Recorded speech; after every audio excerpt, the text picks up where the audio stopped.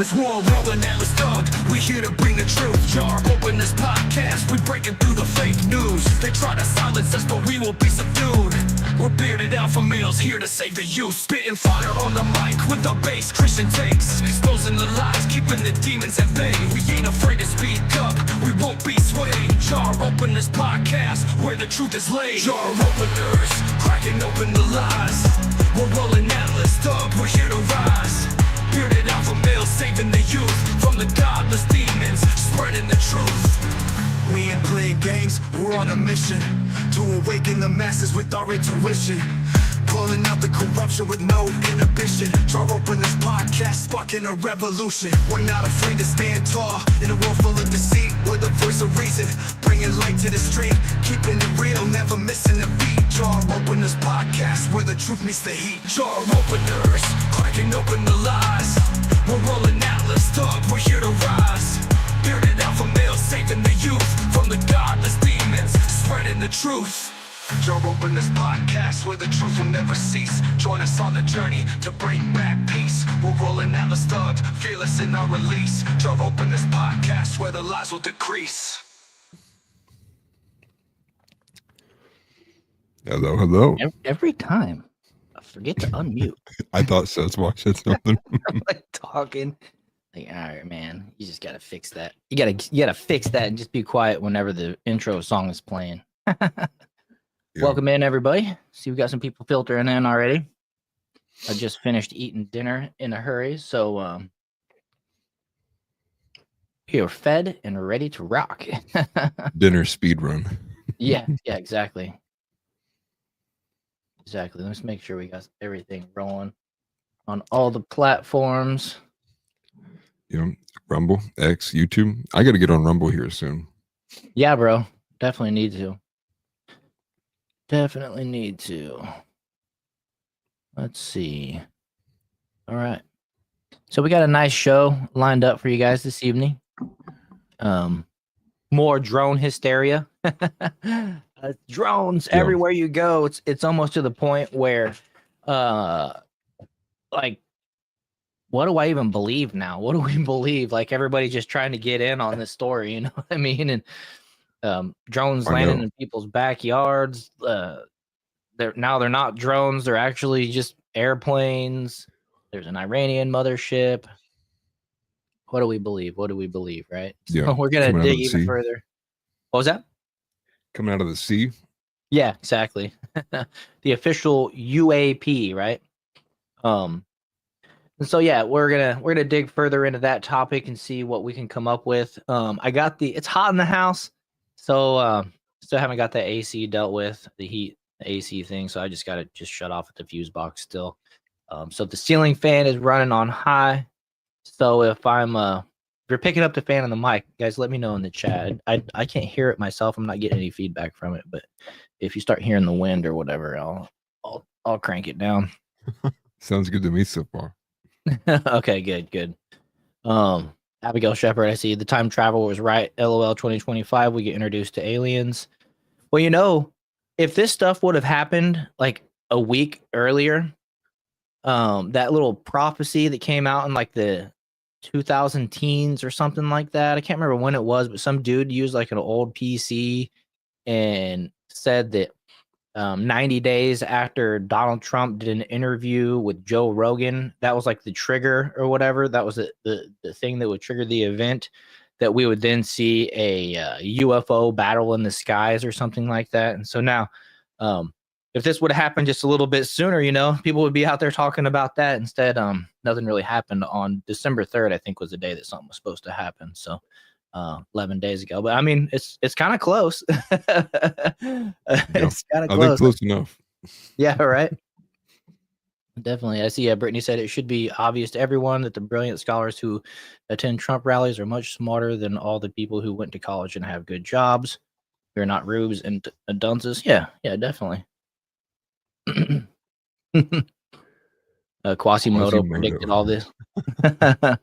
Did he? That's pretty funny. So still got some people filtering in here. Wherever you're watching, if you're on YouTube, X, Rumble, I think that's the only places we are, unless somebody else is re-streaming us somewhere. Which, yeah, right. Make sure you guys are hitting that like button. Share this video, share this live with all your friends. They're not going to want to miss this one, right? You know, all that good stuff. Or And any of them. if you're on X, you know what? I'm disappointed in the X community a little bit. Our last show had about, I don't want to say exactly, but it was like 125, 150 people watching on my X account, and not one person hit the heart. Not one person retweeted, reposted. So come on, community, get out there and share these videos. Help us out. We're out here working for free, and that's a way that you can help us for free as well. Yeah. I just want to say too, anyone who's interested in going into any backlog or seeing anything we talked about previously, I know we'll unlist most of them. I Yeah. have the entire log on my YouTube still. So any video that you might have missed, any stream of ours, or any recent topic you think we covered, probably in how long we've been doing this now? 3 Well, this months? is our 25th show. We just started doing 3 a week, so I don't know the math. Yeah, Probably a I'm gonna couple say months. 3 months and guess. Probably a Yeah. couple months, 2, 3 months. Yeah, but you But can it's, find it on my channel. we're getting much better. Yeah, and you can find him over at Atlas. Was it _thugged Yeah, on YouTube? Atlas Thugged on YouTube, and then X is at Atlas_Thugged_. Actually, you Right. know what? I should actually just change that on my intro here.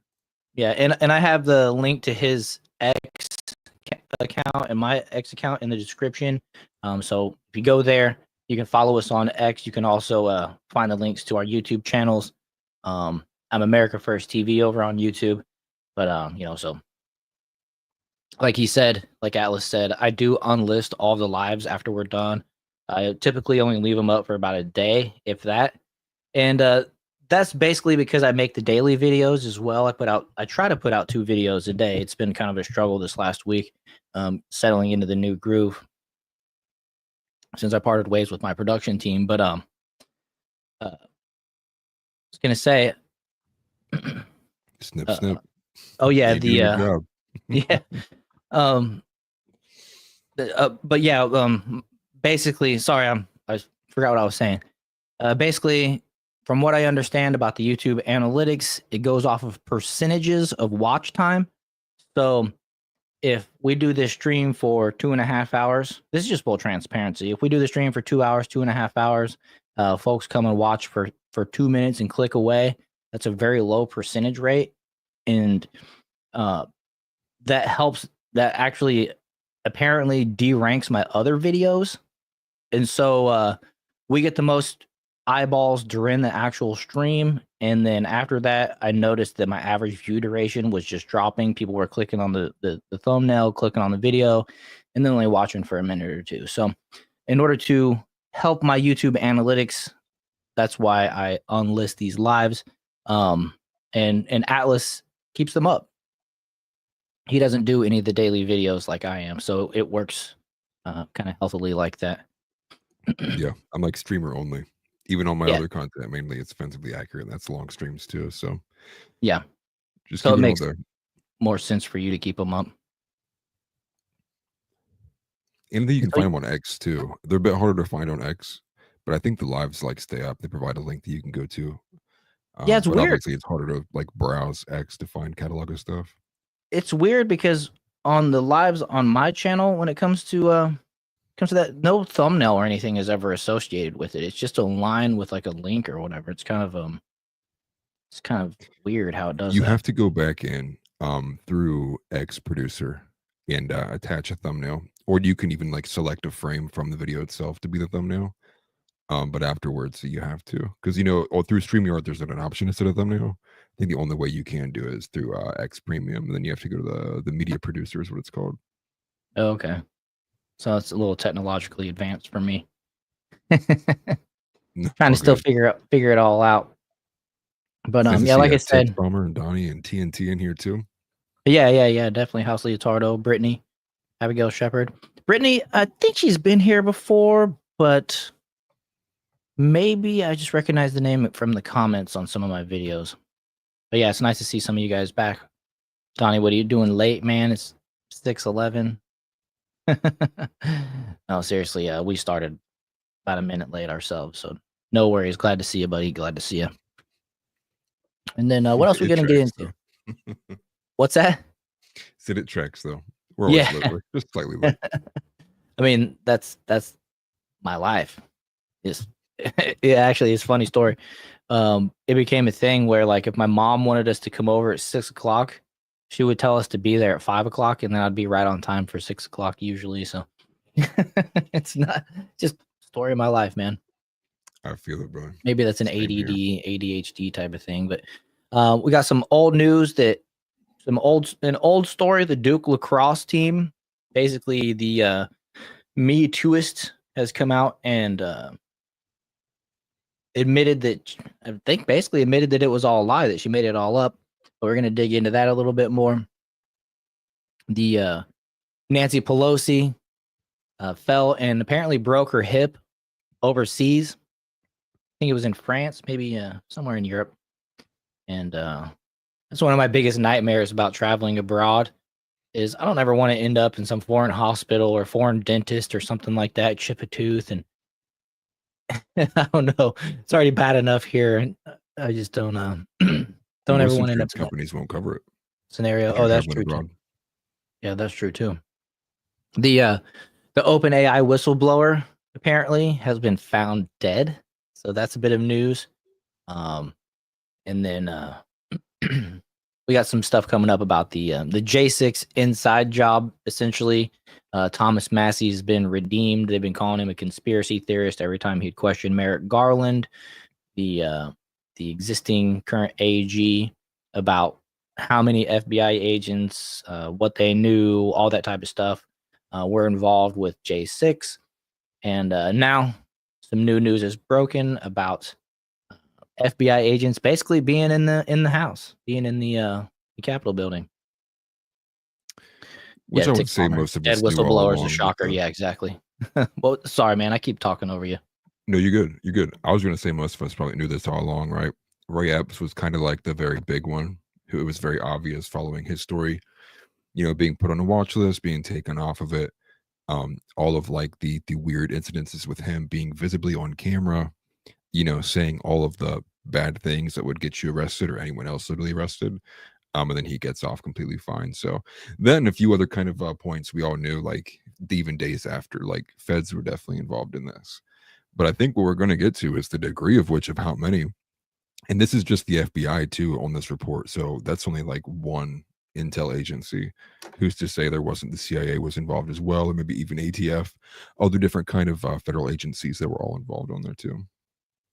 Yeah, definitely. That's a whole another thing. How many Capitol Police were involved and all that stuff. I'm looking forward to Trump's blanket pardon for everybody named and unnamed in the J6 case. Basically, just shut down all the federal investigations, all the targeting that's going on. We've heard countless issues, stories of the FBI basically going to Alaska to a woman's house and raiding her home, and just, I mean, like everywhere in the country, basically, people that were supposedly in the Capitol.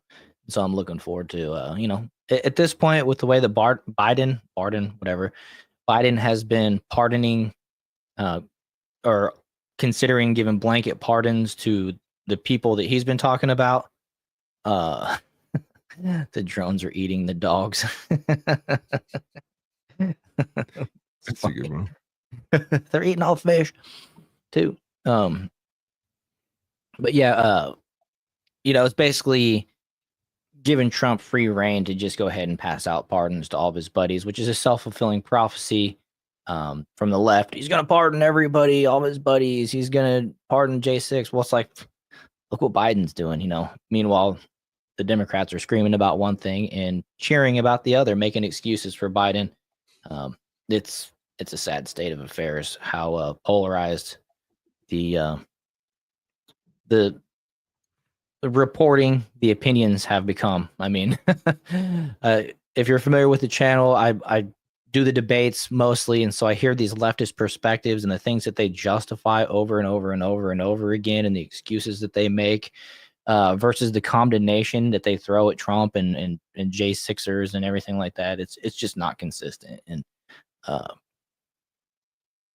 It's sad. It's sad to see that people can literally watch the same movie, the same story, the same event, and come away with it with two completely different perspectives. Yeah, well, I just wanted to say a couple of things there. I'll get to one of these comments here in a second. Um, one of the worst things about this is we obviously see how one-sided it is, right? Like the Democrats are playing by one set of rules, we're playing by another.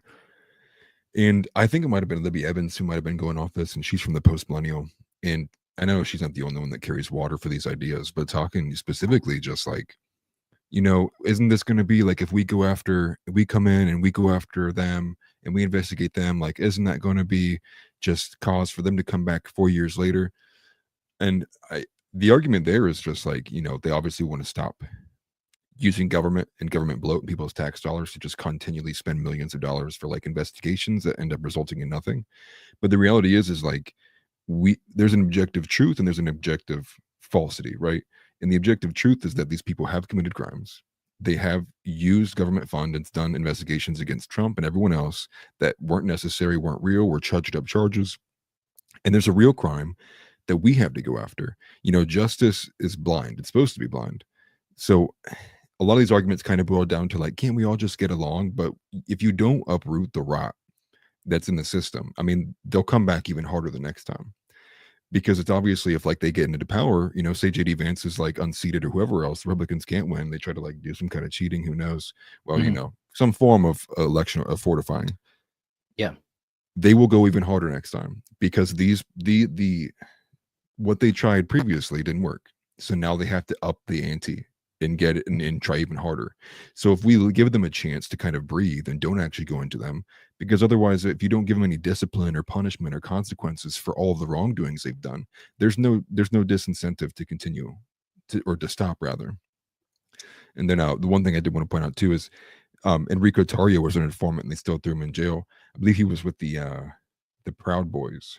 Yeah, he's the leader of the Proud Boys, and I can tell you exactly what happened, or the story that happened that day was he flew into DC, and apparently he had some empty magazines in the trunk of his car that was parked there in the DC parking lot, I believe. Right. Yeah. And so they basically threw him in jail, threw him in prison for it. And it seemed like a massive setup. I don't know if his car had been parked there, like he drove there, flew out, and flew back, but it's quite the scenario. And I saw also Tix Bomber said there are more feds in plain clothes than actual citizens. The feds kept trying to arrest each other for carrying illegally. Well, since I expect I don't know if that's actually true, but trying to decide if I want to say this. All right, I expect the blanket pardons to come out. So I didn't see anything like that, right? There was probably 1 million people there that day. Not underestimating. If you're familiar with DC, there's 2 roads that lead from the ellipse. They kind of make a point. They kind of go from like my elbows is where the ellipse and the place that Trump was talking leads to the Capitol. It all kind of points like this towards the Capitol up here. For over an hour, and this is like 5-lane, 6-lane wide road with sidewalks on each side. For over an hour, people poured into the Capitol, and there was people already there, and people kept coming for amount of time after that. So it's hard to imagine that half of those people were feds, and if anybody was carrying, it was 100% completely concealed. The biggest, most threatening thing were the Antifa lookalikes, and what they would do is they take a big wooden axe handle and they fly a flag from it.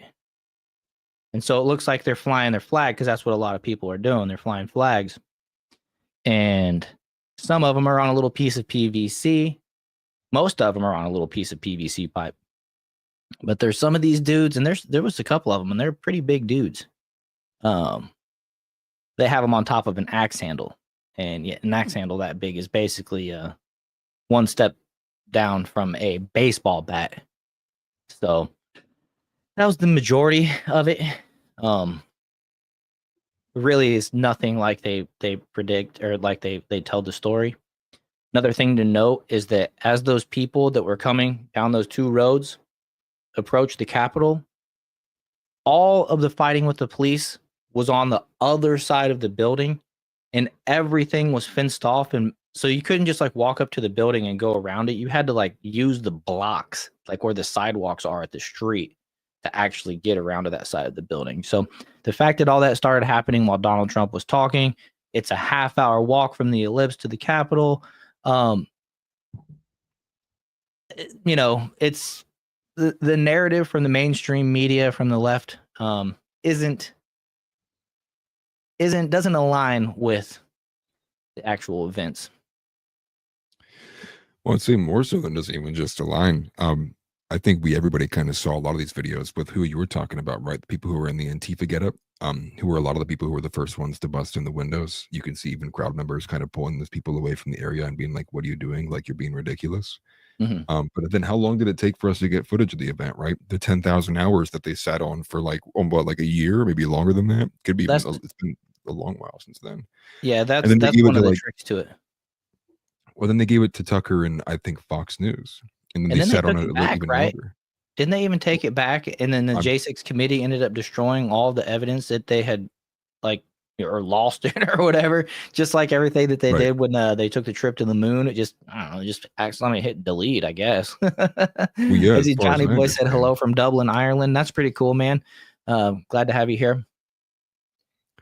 Because I was expecting that we would get like a lot of these kind of right-wing YouTubers like breaking it down, right? Release the whole $10,000 or $10,000, the 10,000 hours of footage. And then you would have a bunch of people being able to sift through it and go through it and probably point out things that you can only look at something for so long before you're not going to pick something out. And obviously some people are a little OCD, right? So they're always going to start from the beginning and only make it 1,000 hours in for they're like, okay, I think I've seen enough. But you need to be able to just like dump that out to the public, right? Let people kind of dissect it, break it up. Oh yeah, that'd be the best scenario. That'd be the best scenario. And it's unfortunate that they drug their feet so long because the advancement in AI tech has really progressed in the interim.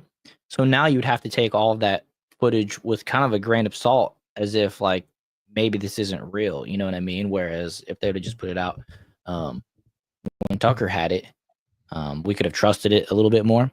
But the main points, I think, are the things that Tucker did get out. Or at least that's a lot of the main points that he got out. The fact that the Capitol Police opened the door, the magnetically locked door from inside. People didn't push through it.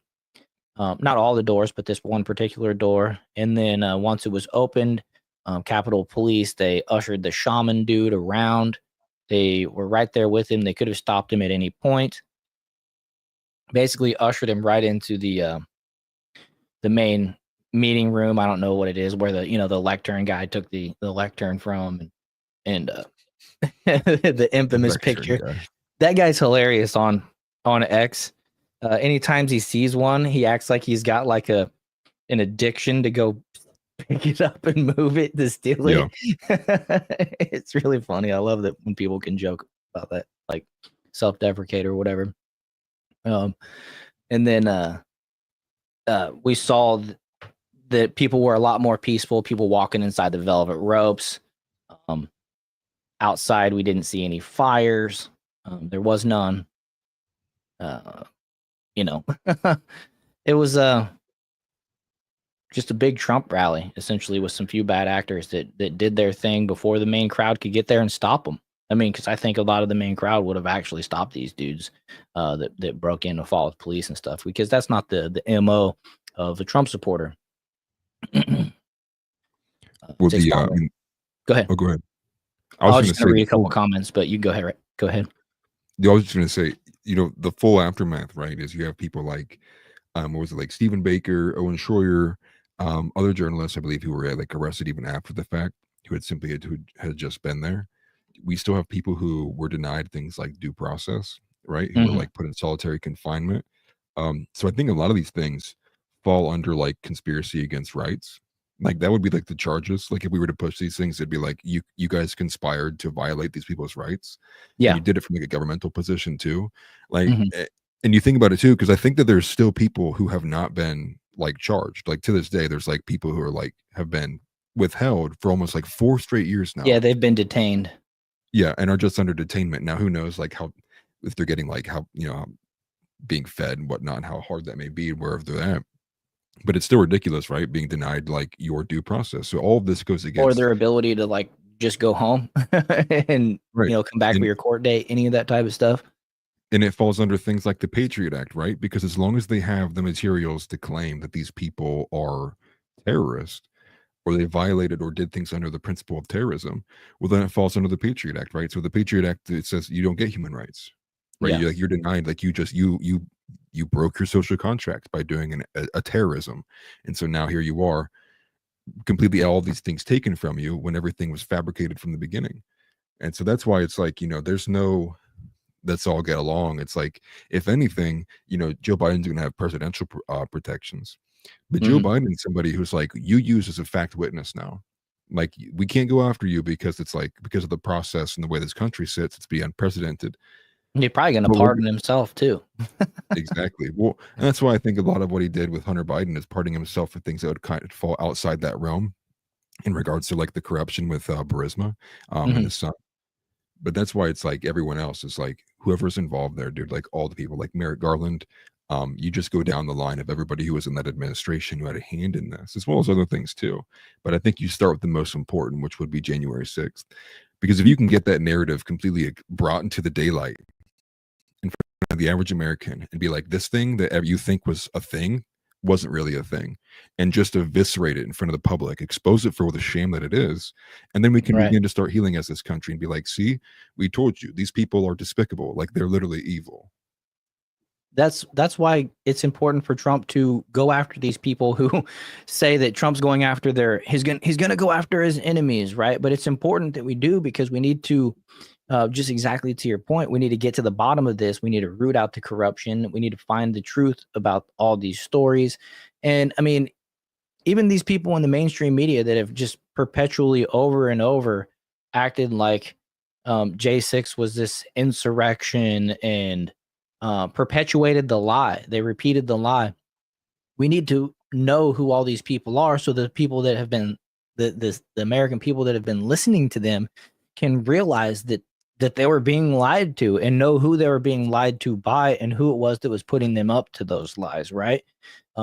Because we can't just forgive and forget when it comes to a lot of these situations that have gone on over the last 4 years under the Biden administration, and even some of the stuff that went on under Trump's administration. I mean, the Democrats had the majority in the House those last 2 years of Trump, and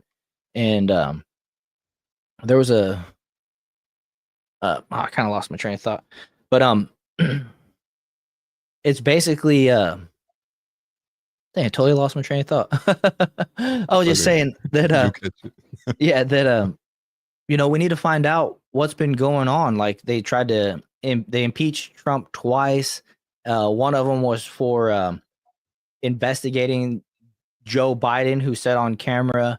They got the investigator fired over there, Victor Shokin, in Ukraine. You know, it was his responsibility to look into that as the commander in chief, and they impeached him for it, just for making a phone call. Oh, I see Chris said, how are y'all doing today? I'm doing good. I'm doing great. Yeah, hit Yeah. that like button, share, subscribe. Thank you, Chris. I appreciate that. Chris is another fellow content creator. He goes live like daily, a couple times a day. You can check out his YouTube channel as well. Same name as it's spelt here in chat. I think his PFP, his profile picture on the channel, is the same one there next to his name as well. He's got that Sasquatch going on. But what's up, Jamie? Glad to see you here. Hope things are going good for you. No, you had that headache yesterday, or was it earlier today? Saw that it went away though. She's in the Discord if you guys are wondering where I'm coming up with that. And by the way, we have a Discord that got a little family growing over there, so that link is also in the description on the YouTube video. So come over here and join the conversation. It's been growing and it's been fun. Yep. But let's look into this drone stuff here, or we just rant about stuff off topic. I don't want to bury the lead. Yeah. Although I do want to mention sealed pardons are a thing. Some shit we'll just never know. Yeah, and that's messed up. I saw a nice debate between Andrew Wilson and Brian Tyler Cohen today, and it's actually in a video coming out probably tonight. I don't know if I want to go right into editing after we do the live. I might just save it for tomorrow, but a lot of good points that the Democrats are saying. And this actually speaks to what we were just talking about. But did you say a lot of good points Democrats said? No, there's a lot of good points. There's a lot of good points in it. I started to say something, then I sorry that came out completely wrong. A lot of good points that the Democrats are saying. No, a lot of good points in the video. The Democrats are coming out here and they're saying that Biden, that these people like Liz Cheney and Dr. Fauci need to be pardoned, just blanket pardons. And Andrew Wilson is making the point, like, from what?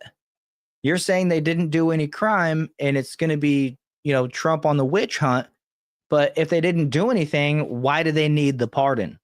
It's a very, it kind of goes round and round, but it's a very clear answer to me that they did something wrong that they want to hide.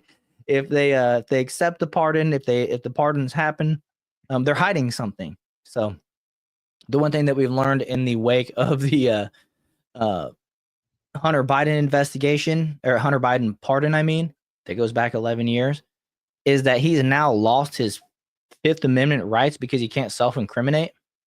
And we've been advocating for drag his ass into court and make him answer everything. You know what I'm saying? He can't self-incriminate. So spend the money, spend the time, and get the truth out of him, get the answers that we need. And if they pardon these other people, the same thing will apply. So yeah, you won't be able to go to jail, but we're going to find out. We're going to find out.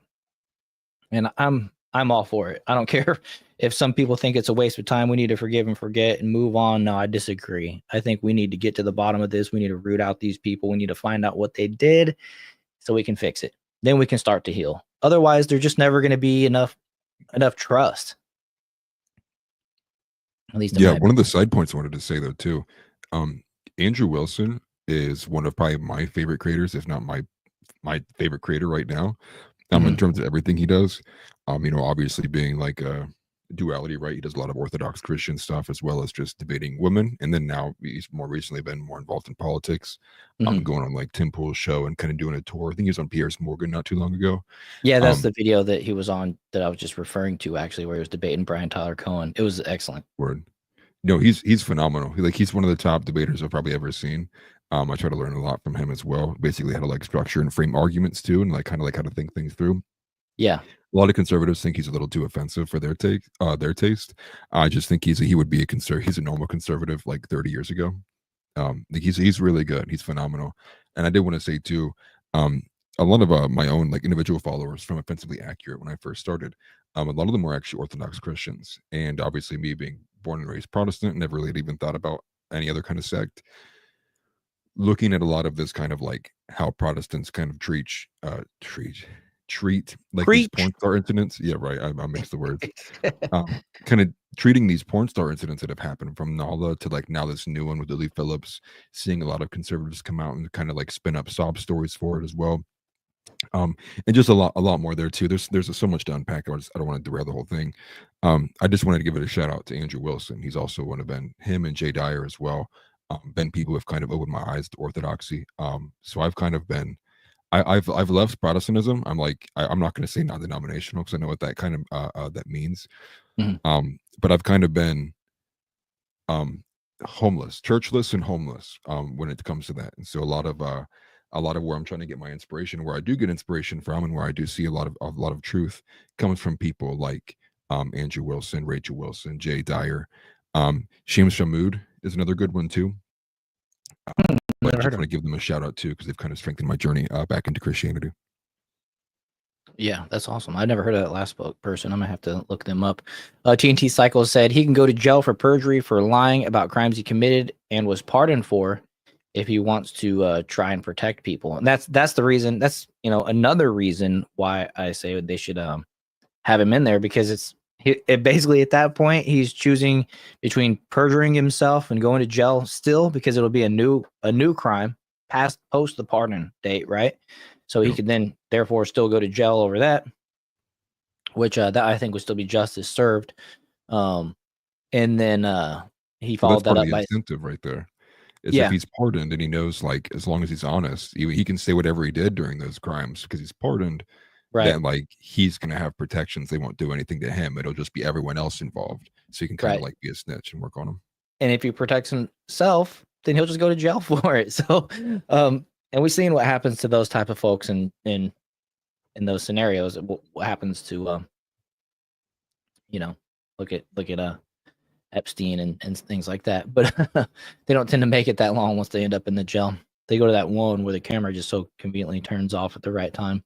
But TNT followed that up and said, I'd have Hunter before Congress every other day till he lies or refuses to show. And we've already seen him show up to Congress one day completely unannounced. They dropped everything. They're like, all right, well, we got him here. Let's question him.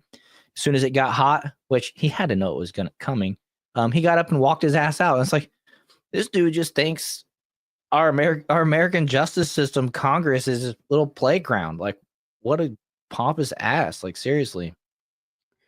Chris said that, sadly, most of the conservatives these days are soft and sissies. Yeah, I agree with that, and it's unfortunate. And I've been saying, and I think a lot of you guys agree that now's the time to not turn the other cheek. You know what I mean? It's a battle. They hate us. They hate everything about us. Kind of when it comes down to, if you're a Trump supporter, if you're a Christian, especially if you're the two, if you're straight as well. You become the enemy of the woke, and it's time to not back down, not turn the other cheek, not worry about hurting other people's feelings, and legally prosecute the worst of them, and through words, not give these people a pass. I was saying around Thanksgiving time, we got Christmas coming up. Show up, wear your MAGA gear. Got a new America First shirt. Got the deer skull on there. You see that? Oh, nice. Nice. Yeah, it's pretty awesome. Get yourself some America First gear, all that type of stuff, and show up to Christmas and be willing to have the conversation or the battle with people, because right now history is on our side. Trump has the popular vote, all that type of stuff. So if they don't want to hear it, they want to walk out, that's on them. The more food for you. Maybe you get their presents too. Yeah, well, I mean, dude, so much of this is even downstream from Christianity, right? Like you just brought up, turn the other cheek. Mhm. A lot of like this blanketing of what like values and virtues are, like the whole hippie meme, where it's like, didn't Jesus say to be nice that one time? It's like that. That's all Christianity is. Or like with tolerance too, right? Like, as a Christian, are you supposed to just like literally tolerate everything? And it's like, no, there's nuances to, like, literally depending and contextual differences depending what the situation is, whether something calls for tolerance or whether it doesn't. And I think that's that's a big thing that I hope we can bring back. I know Trump's not the strongest evangelical. It's part of the reason why I was even iffy on him in the beginning, right? I actually got flack a lot from people who are in here right now, like Donnie included, for being like just non-committal with Donald Trump. And a lot of that was just because I saw what House Leotardo's saying right there, right? Maintain the status quo. It's more so like just making sure the Democrats don't damage even more, rather than being like on the offensive and like gaining ground back. And that goes to things like abortion, the transgender issue. It's like, well, as long as you don't do it with the kids, right? And it's like, I think we can all agree to that, dude. It's like, how about we kind of like do away with this delusion entirely? And you don't see any like a lot of those offensive statistics or kind of ideas. But I think now that Trump's in, the people underneath them, and people who aren't even with him entirely, but people who will flourish under this kind of like more public and truthful environment with X and such, we can make more of a difference. And so that I'm pleased with. Yeah. To House Leotardo's point there, I like how Tim Pool words it. The Democrats are always like fighting to gain ground. They're always taking, if you give that inch, if you don't toe the line, they take the inch. And the Republicans are basically there. And he always says, well, slow down there, Democrats. And that's just exactly what I see. You never see the pushback. You never see rights, you'll never see rights that are taken away come back, or very rarely do you see them. That's something I'd like to see change. And I think a lot of that change is going to come from, our leaders getting younger. We're going to talk about Nancy Pelosi breaking her hip. She's 84 years old. And I mean, I've been calling her a dinosaur for years now. I'm sorry, just when you're 84, you're not as sharp, you're not as keen, you're not as, able to, as somebody even in their 50s and 60s, and that's turning it over to the next generation of leaders. And you're telling me this for the first time. right. Like, you guys don't know this. But it's just one of those things where, what were we saying before that brought up Pelosi? My goodness. But maintaining the status quo, right? And then getting younger. And so, Yeah. I think you're going to bring up the point with the cabinet, right? I think Trump's cabinets, although I don't agree Yeah. with a lot of the picks, they're a lot younger. And then we look Lot at our younger. bench, right? With DeSantis. Well, DeSantis is getting older, but like JD Vance, Vivek, the people who are at least on that side, although I don't agree with them entirely, I will take them over what's on the left-hand side. Yeah, we would have had Matt Gaetz in there, but apparently, I don't know if you saw this. I just saw this like 30 minutes ago that he's going to start a TV show on OAN. I don't know if that's true, but he posted it, so I assume that's what's going on. That's his big move, is he's going to get into the news. I'm not a big fan. We need a guy like that with the strong principles that he has to be in government, especially once you had already earn your position. You're able to win multiple elections to be in the House. I don't like that whole situation, to be honest with you. And I wish him the best, but we got personalities. We don't need another one. You know what I mean? Like, well, we don't need more Carrie Lakes who can go and lose nonstop. Right. Yeah. I also like the definition from Mouse Guitardo, reactionary. Undo the gains of the left and return to a better place in time. Yeah, I think I even wrestled a bit whether I felt like I was more of a reactionary or full on like revolutionary, right? It's like a battle between is it worth reforming? Can it be reformed? What does it require? Obviously, revolutionary doesn't entail, always to have violence, although most of the time it does. That's something I struggled with because a lot of the same things we're talking about right here. It's like, at a certain point, you're like, if the same people we've put money into and donated and voted for make the same kind of continual mistakes, or rather, maybe they're not mistakes, maybe it's just like they're bought and paid, like they're doing their job, right? It's like, yeah, I'll fight for you, gets in, doesn't do anything. It's like, yeah, at a certain point you begin to get very disenfranchised. But I think we're in a good situation right now. I think a lot of people who otherwise would have been banned off platforms entirely, now they have Elon Musk, Lord forgive me, things look good. And so with that, I'm very hopeful. But I do agree, all the geriatrics need to be removed from government. Yeah. That's true. I mean, especially and they're all, I was about to say, especially the ones that have been in it forever, but they're all like that. It's not like there's some new person that's just getting in and they're 78 years old. These are all career politicians. They've made their money, and it's time for them to just release the power. They're addicted to the power. Absolute power corrupts absolutely, right? I think is how it goes. And that's what those people are. They're literally addicted to it. And whether it be a trust thing or whatever, you know what? Get over it. I'm tired of people holding on to the position until they die. And that goes, we saw it affect the Democrats negatively during Trump's first term with Ruth Bader Ginsburg. She should have retired under Obama and let him appoint a new SCOTUS in her place. But instead, she wanted to live long enough. She wanted to stay a SCOTUS long enough to where a woman would be president. She thought Hillary Clinton was going to win. And then she died under Trump's watch, and Trump got to replace her. I mean, it's great for the Republicans, but that's her, a lifelong Democrat holding on for too long. And we can learn from that example and not repeat it with our own party, and I say our own party because I'm with a grain of salt or whatever, because I don't necessarily want to call myself a Republican. I'm definitely not a Democrat, but they just don't align with a lot of these older Republicans as well. I mean, we talked about Mitch McConnell the other day, and he's another one that needs to retire. That Lindsey Graham, he should be done. You know, we can go through a nice decent list of dudes that and gals that shouldn't you need to just be retired, you know. No, exactly. Simple as that. They need to pass the torch and loose the grip on the power. Well, and I think a good point that Donnie brought up, it's a little bit above me. Forgive me, I think my mouse died. We're talking about, you know, too many people just trying to be left alone. You know, I used to have recovering libertarian in my bio in a lot of places, because I'd kind of adopted that mindset, right?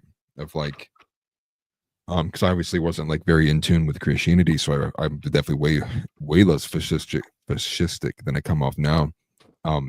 Because, you know, I just kind of had that thought, right? Like, I should be left alone, like absolute freedom to everybody, and it's kind of like laissez-faire, right? Everything will kind of fall in place.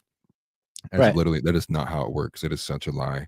Yeah. You know, you just can't. I mean, especially like now that we have a nation that is multicultural, all these different small vying sects for power.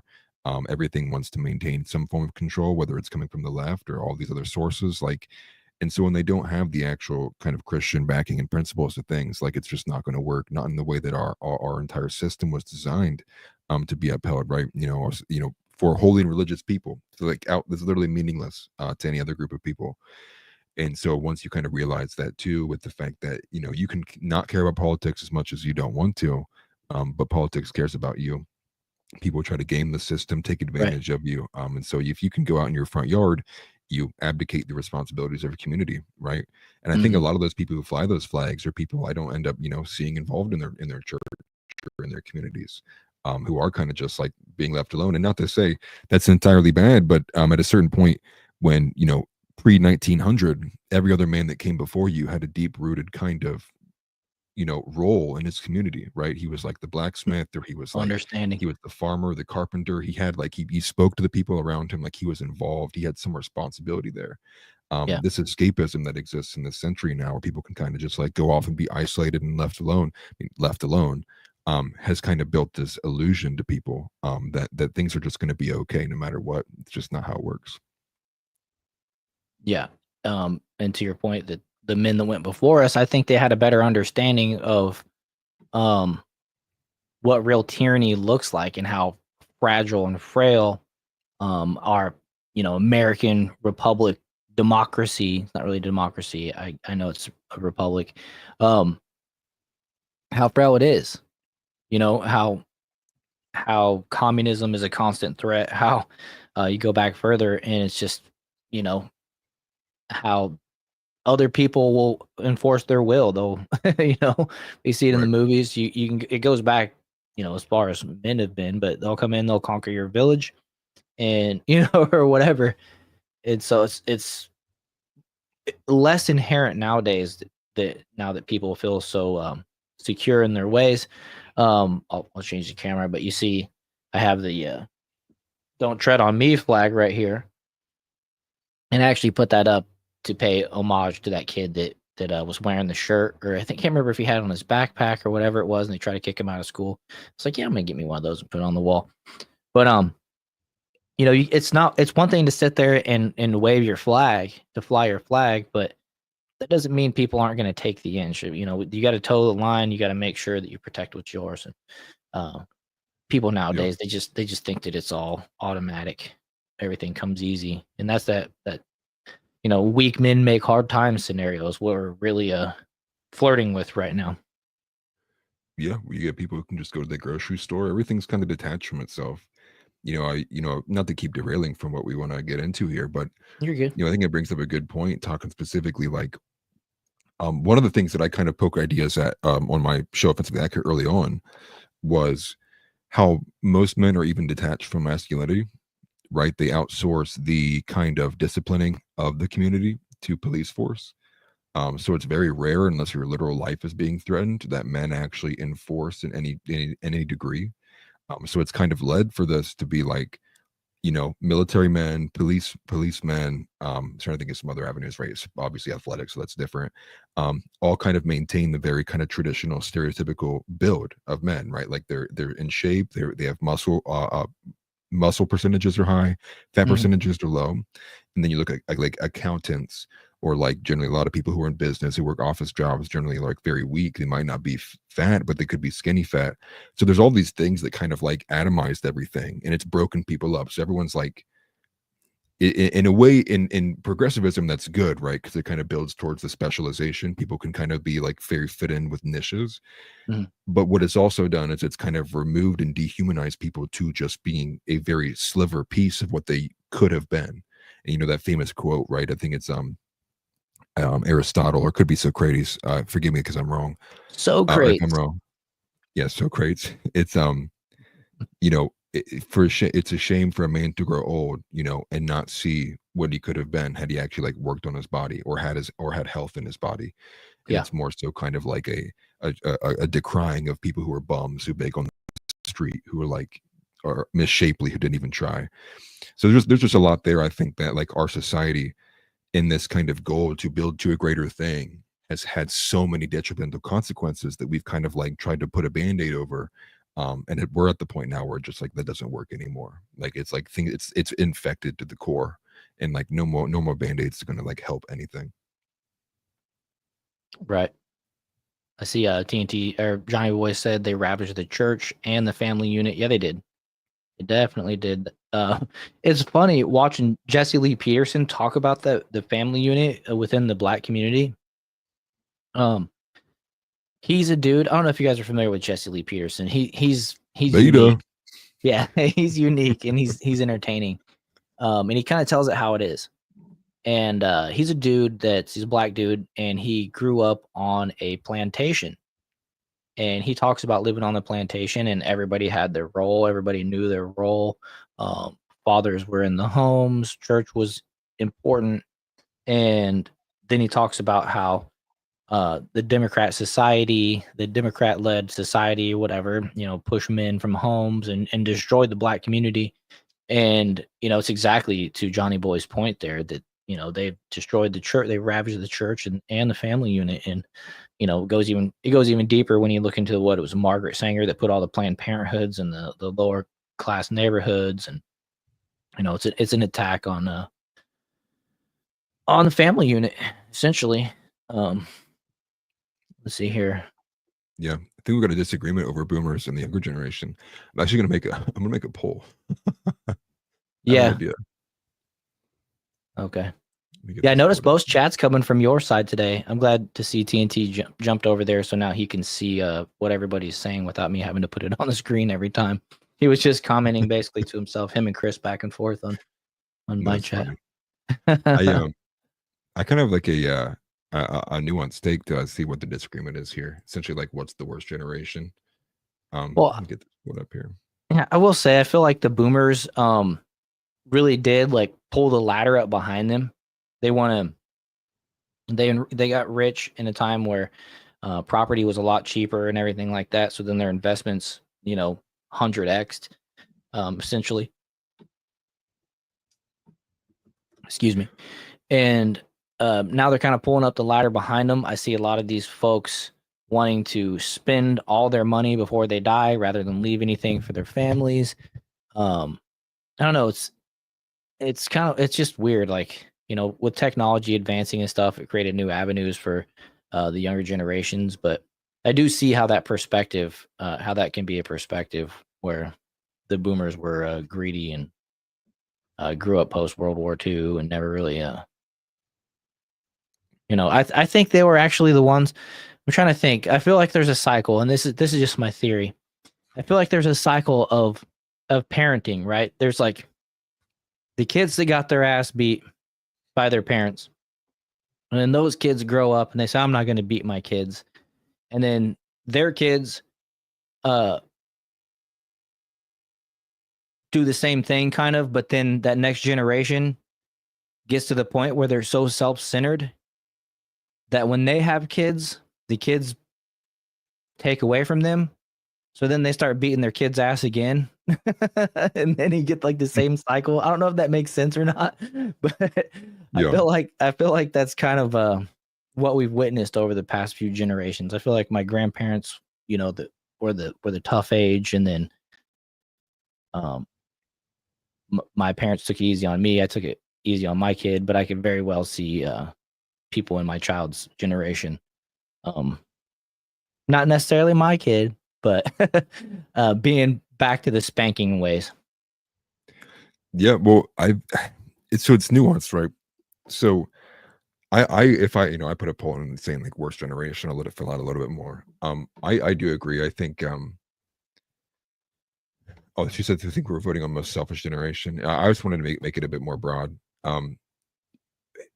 When it comes to the generational split, I think all the generations have their own issues, right? But I think some can be blamed on other generations, right? Obviously, the generation that precedes them would be the ones that would have raised them, or the ones who would have made consequential decisions that left a generation where they're at. So each generation you go down is kind of like they're maybe less culpable for what situation they're in previously. When you look at the boomers, then we kind of follow this logic, right? Of what we're doing with you know, hard men or hard times create strong men create weak times, and weak times create, or no, forgive me, I think I'm saying the wrong way. But regardless, Yeah, you know that kind I of tried to say it earlier, and I was just like, you know what? I'm just going to skip to the weak men make hard times. yeah, right, right. I said this cycle wrong too. But when you look at things specifically, like boomer wealth, right? Boomer wealth, they're like of all the generations from the ones preceding them to the current generations now, hold on to wealth at an insanely high rate. I saw like a figure earlier today talking about how, only like 17% of them are willing to spend money or give money over to their children before they die. Mhm. It's like some kind of like insanely like low number compared to other generations combined.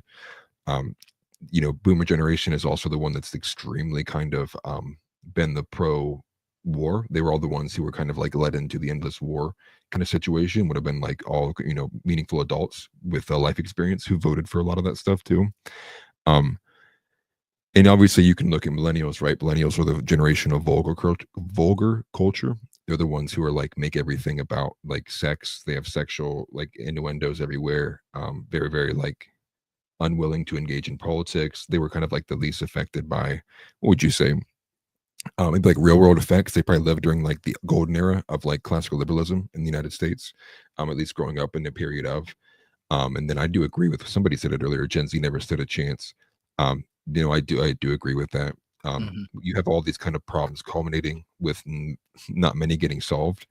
Um, and you also look at it too from like a perspective of they actually were the first generation in a long time to uptick in conservatism.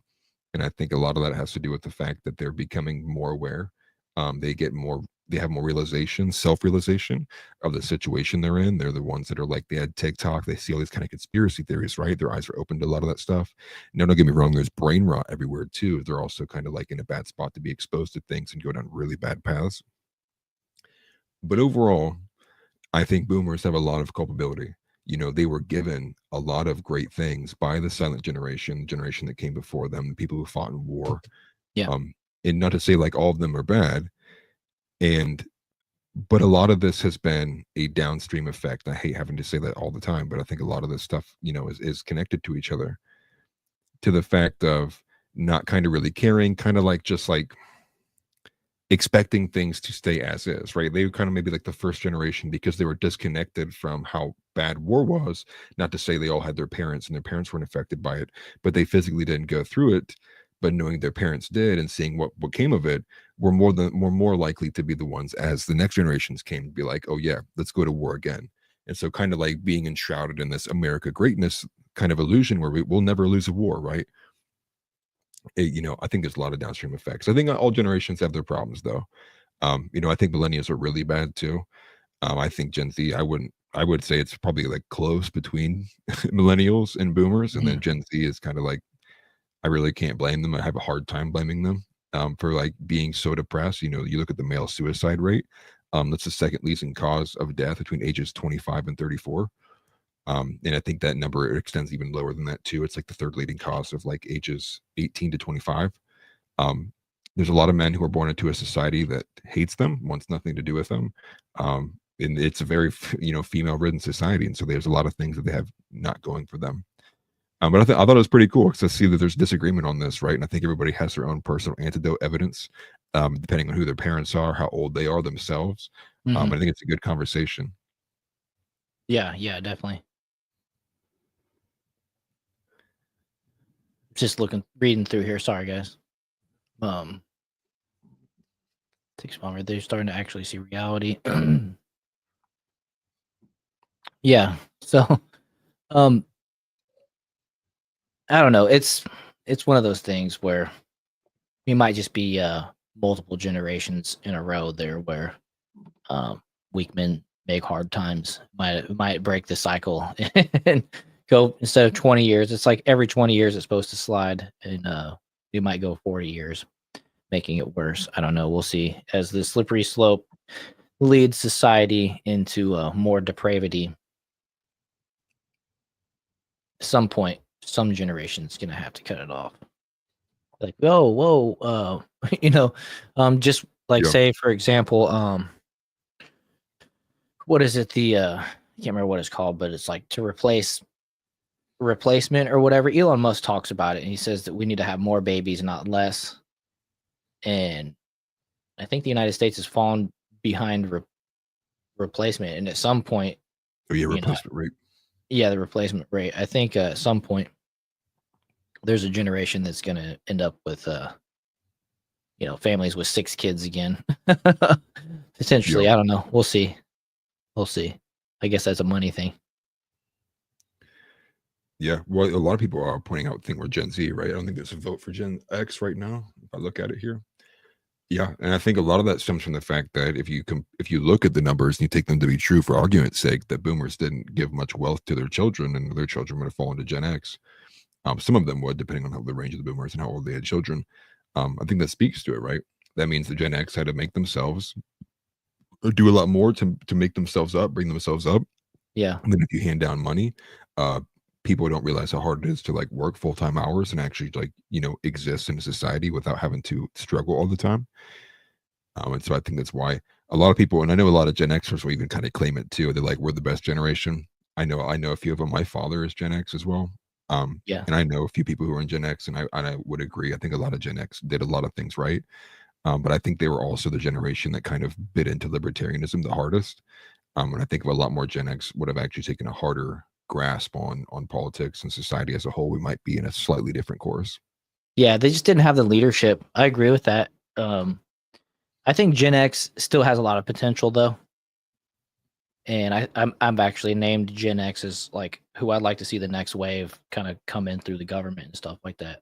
I believe that's like those are the folks that are still young enough to remember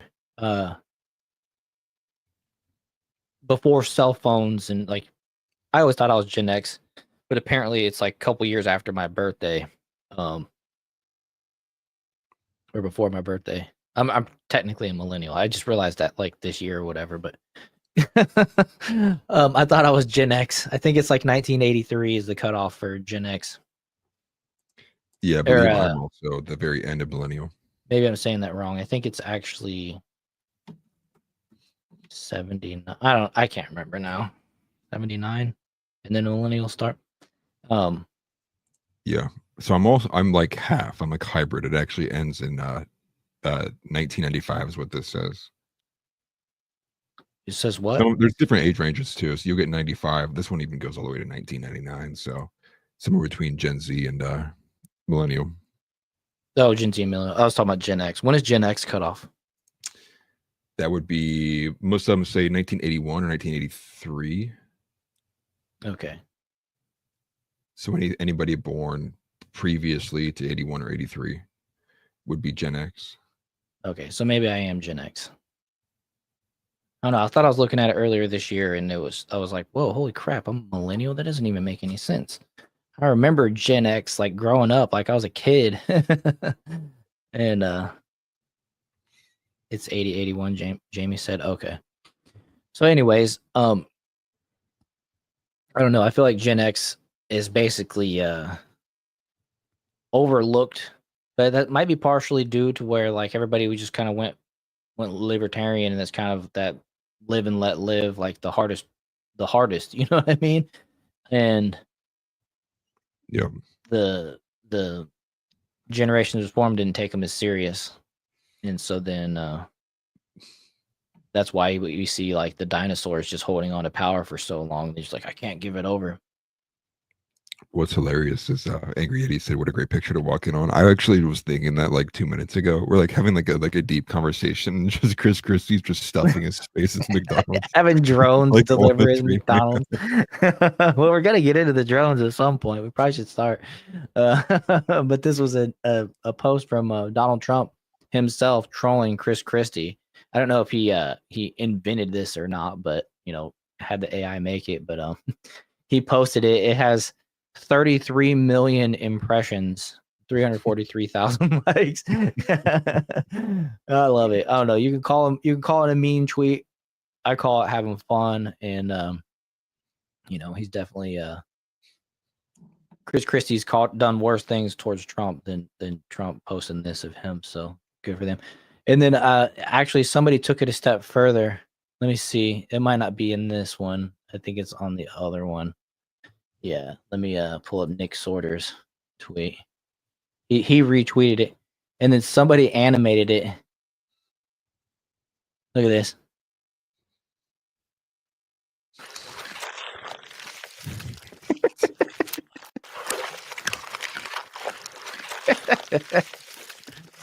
Yeah, So good. we're getting very close to AI having implications we're not seeing coming. Everybody kind of projecting what may or may not be like the problem with it and what we can do, and it's like we won't really know until it starts taking off.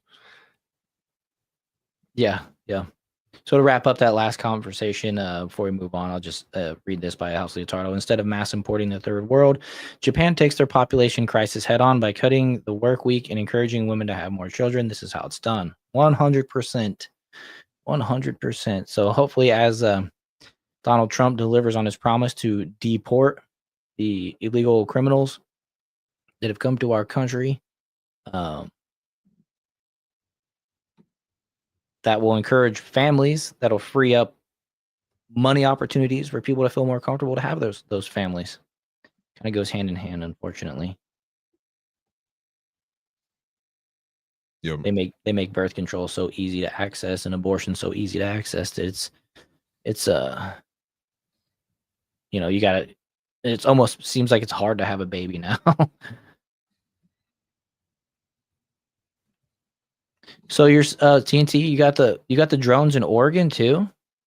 Kyle's been complaining for weeks. There's been a lot of news articles locally. That's interesting because the big story is it's all in New Jersey and spreading up to New York a little bit, I guess. I wanted to see Project Bluebeam, and all I got was Chris Christie's fat ass.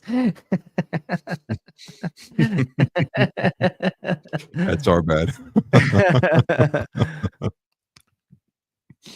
Well, let's go ahead and look over to this post here by our friend Native Patriot. Would this just wouldn't this just make everything so much more interesting? This anonymous Reddit guy claims it's the Space Force operating the drones, getting ready for something big. What do you guys think? And that was a repost of this right here. I'll read through. Radar guy here. I know who is operating the drones. 25-year radar operator for a major agency here. Just thought I'd let y'all know what has been going on this past few weeks. The drones are part of a military drill being conducted by Space Force. Everything is on a need-to-know basis, which is why there's so much confusion. What gets me concerned and why I had to make this post is that something big is about to go down. Uh-oh. Is this one of those cue things where it's always like happening? It's happening. Nothing ever happens. No, I don't really think it is. But I happen to know that there are additional full lockout drills that are scheduled to take place between now and Christmas Eve. These operations involve the full turnover of all radio, radar, and aircraft communications to the military for several hours at a time. In conjunction with that, there are also scheduled satellite launches off the books, which have been occurring since October. They're setting up some kind of big show for the public very soon. CNN was even at our facility shooting pre-roll footage for a future story. I don't know exactly what is going on, but all I know is this: get ready, peace and safety to all of you and your families. Well, I mean, I don't know how credible that is, but I can tell you that there's like 35, 36 days till Trump's inauguration, and I know the Democratic Party is not just gonna roll over easy. I feel like they're gonna try, and they have been trying to do anything and everything to retain power and prevent Donald Trump from being inaugurated on January 20th, which I got 2 tickets to. Are you going to the inauguration? Yeah. Got Nice. tickets from our congressman yesterday. They emailed us. We've been reaching out ever since the election.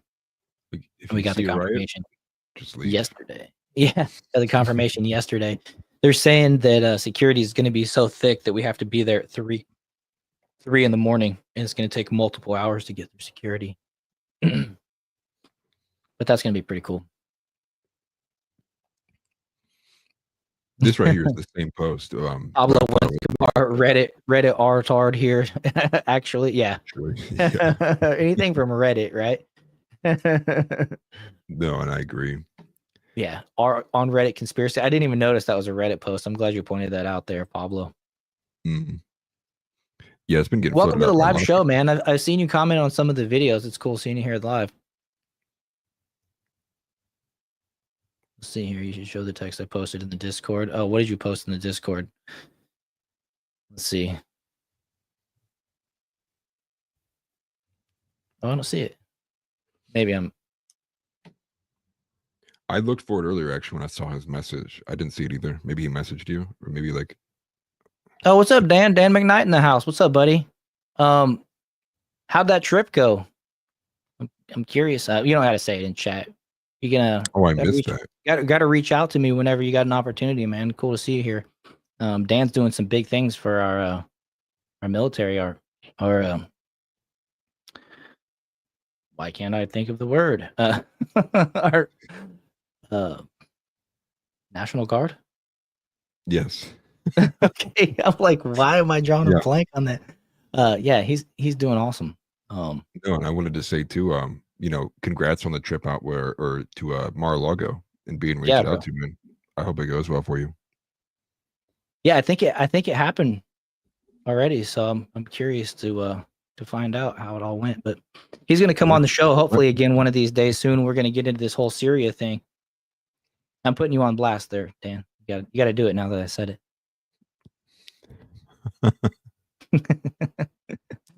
Facts.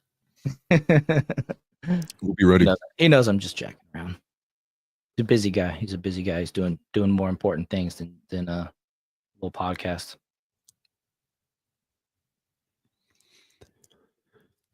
See, beware of feds.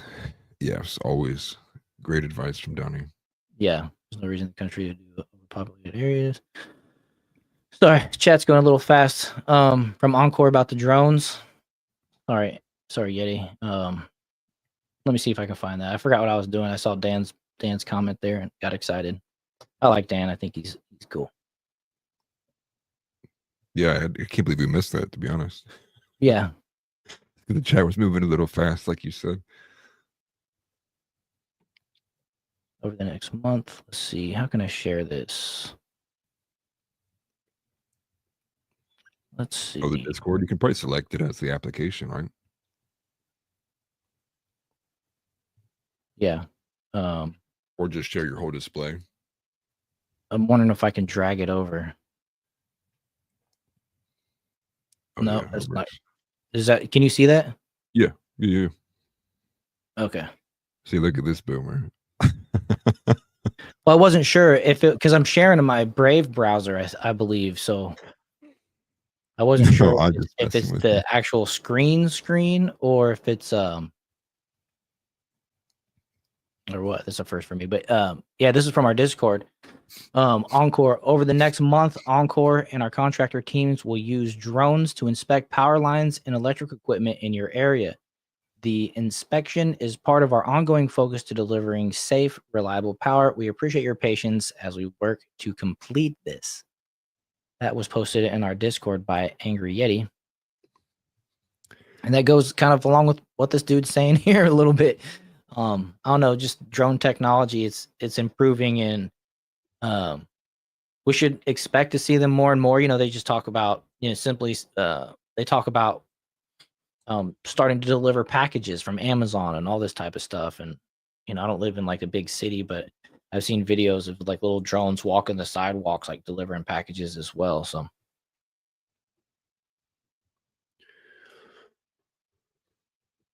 Well, yeah, part of me thinks too, like if it was something that was so like pedantic, I get maybe that's not the right word, but it's just like, if it's like we're just giving drone rides out to people, guys, like sorry for alarming you. Like you'd think like we would just like we'd cover that. You'd think everybody would be covering that to be like, oh, it's okay. Or like if the encore thing there, like if it's involved with what's going on with the other drones that we're seeing, um, it would just be like very open. That way people would like the hysteria would kind of like die down, right? Like people don't like start doing crazy things. You would hope. yeah. Sorry, I'm just watching chat there. So, anyways, what do we got next here? Where did I leave off? Native Patriot, Charlie Kirk. Yeah, we covered Charlie Kirk. Okay, Yeah, yeah. that's the bit from Nick Sortor talking about them coming from the ocean. Yeah, there we go.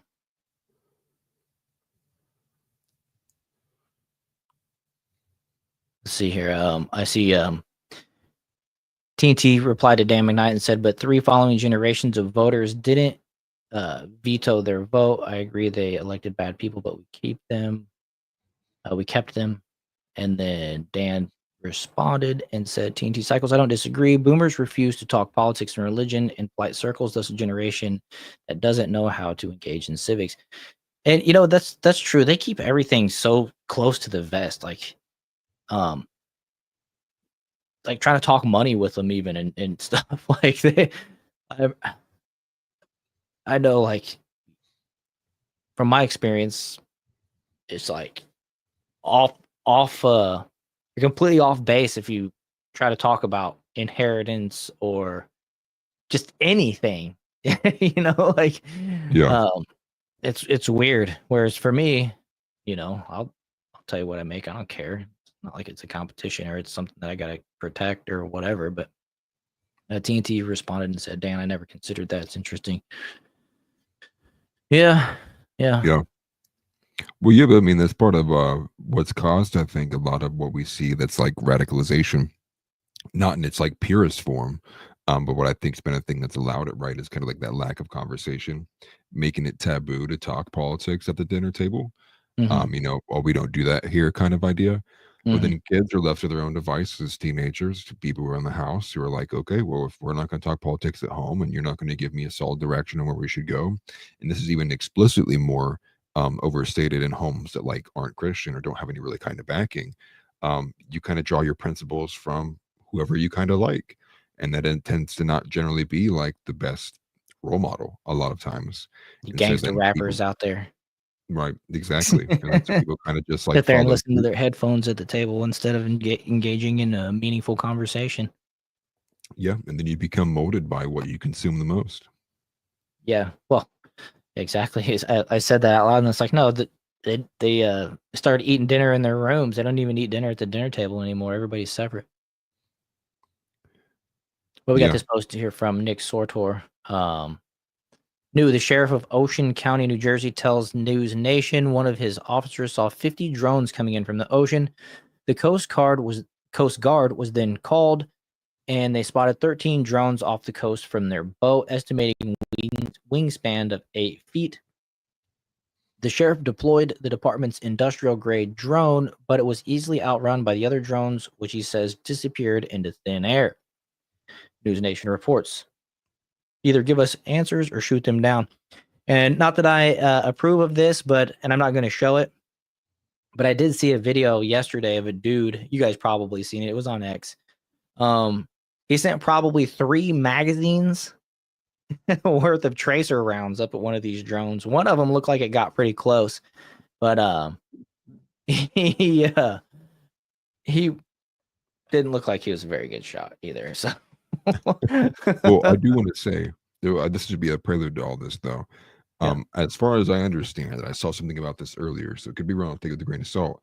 But any drone, I mean, whether it's like a Walmart drone, an Amazon drone, these drones, It is a federal. You will be violating federal law if you shoot a drone down for any reason. It violates FFA laws. Mhm. So be careful, right? I think if you do that and like they can trace it back to who shot it down, or even shot at it, even if it's an enemy or whatever. Obviously, like do things if you think you're in danger. I'm not saying not, but just like for time's sake, no, you're probably committing a federal violation. So there are consequences to that, which is something that I didn't know until yesterday. Right. Well, I can tell you this: what goes up must come down. So when you shoot bullets up in the air, you could potentially kill somebody. So, Yeah. just for that alone, that reason alone, in addition to the fact it's a felony, should not do that. But I see Dan followed up and said, "Flying home now. Great meeting in West Palm Beach, man. That's awesome, dude. We're proud of you, dude. That's awesome." Yeah, that's good to hear. Yeah. I saw Bobcat said, secular families want their kids raised by the system rather than by anything idealistic. Look like airsoft BBs. Dan said he's in. All right. Appreciate that, Dan. Hopefully you have a safe flight there too as well. One of our Yes, other that's right. guys, a Native Patriot, got stuck in the airport for like half the day yesterday trying to get back home. It's getting into Yeah, he that was busy like back to travel back time. flights. I saw that. I tried to scramble and make Amfest reservations a couple days ago, and I'm glad I didn't because now we got word that we have tickets to DC, and I can't really afford 2 trips like that, especially with the hotel rates in DC over the inauguration. Oh man, it is, dude. It's like $300, $350 a night. It is rough. Like it's gonna be swiping credit cards, but it's gonna be an awesome time. Don't take financial advice from World. No, yeah, no. We've already established that in previous shows. I bought NFTs, everybody, and it did not work out. He bought the Hawk 2 a meme coin. I didn't buy that one. I wised up by then. Good stuff. Oh, I was just corrected. It's $650 a night, and that's $50 a night to park your car as well. So yeah, it's Man. it's a pretty penny. So I'm taking donations. If you guys would like to buy a membership, super chat, would be much welcome. You gotta take footage then. You gotta give content if you're gonna take donations. You gotta Yeah, record like selfie videos like Alex Stein. yeah, right. Well, that's the thing too. Like all my production's probably going to stop for those few days just because it's a decent little drive up there, and I think we're going to drive. I don't know. Maybe we should fly. That way we don't have to worry about parking a car and paying for parking. Get a hotel within walking distance to the Capitol. Yeah. That might be a little bit more worth it if you can save you like $100 if it's Yeah. similar price on the hotel nights. Yep. Anybody live in DC? Got a couch?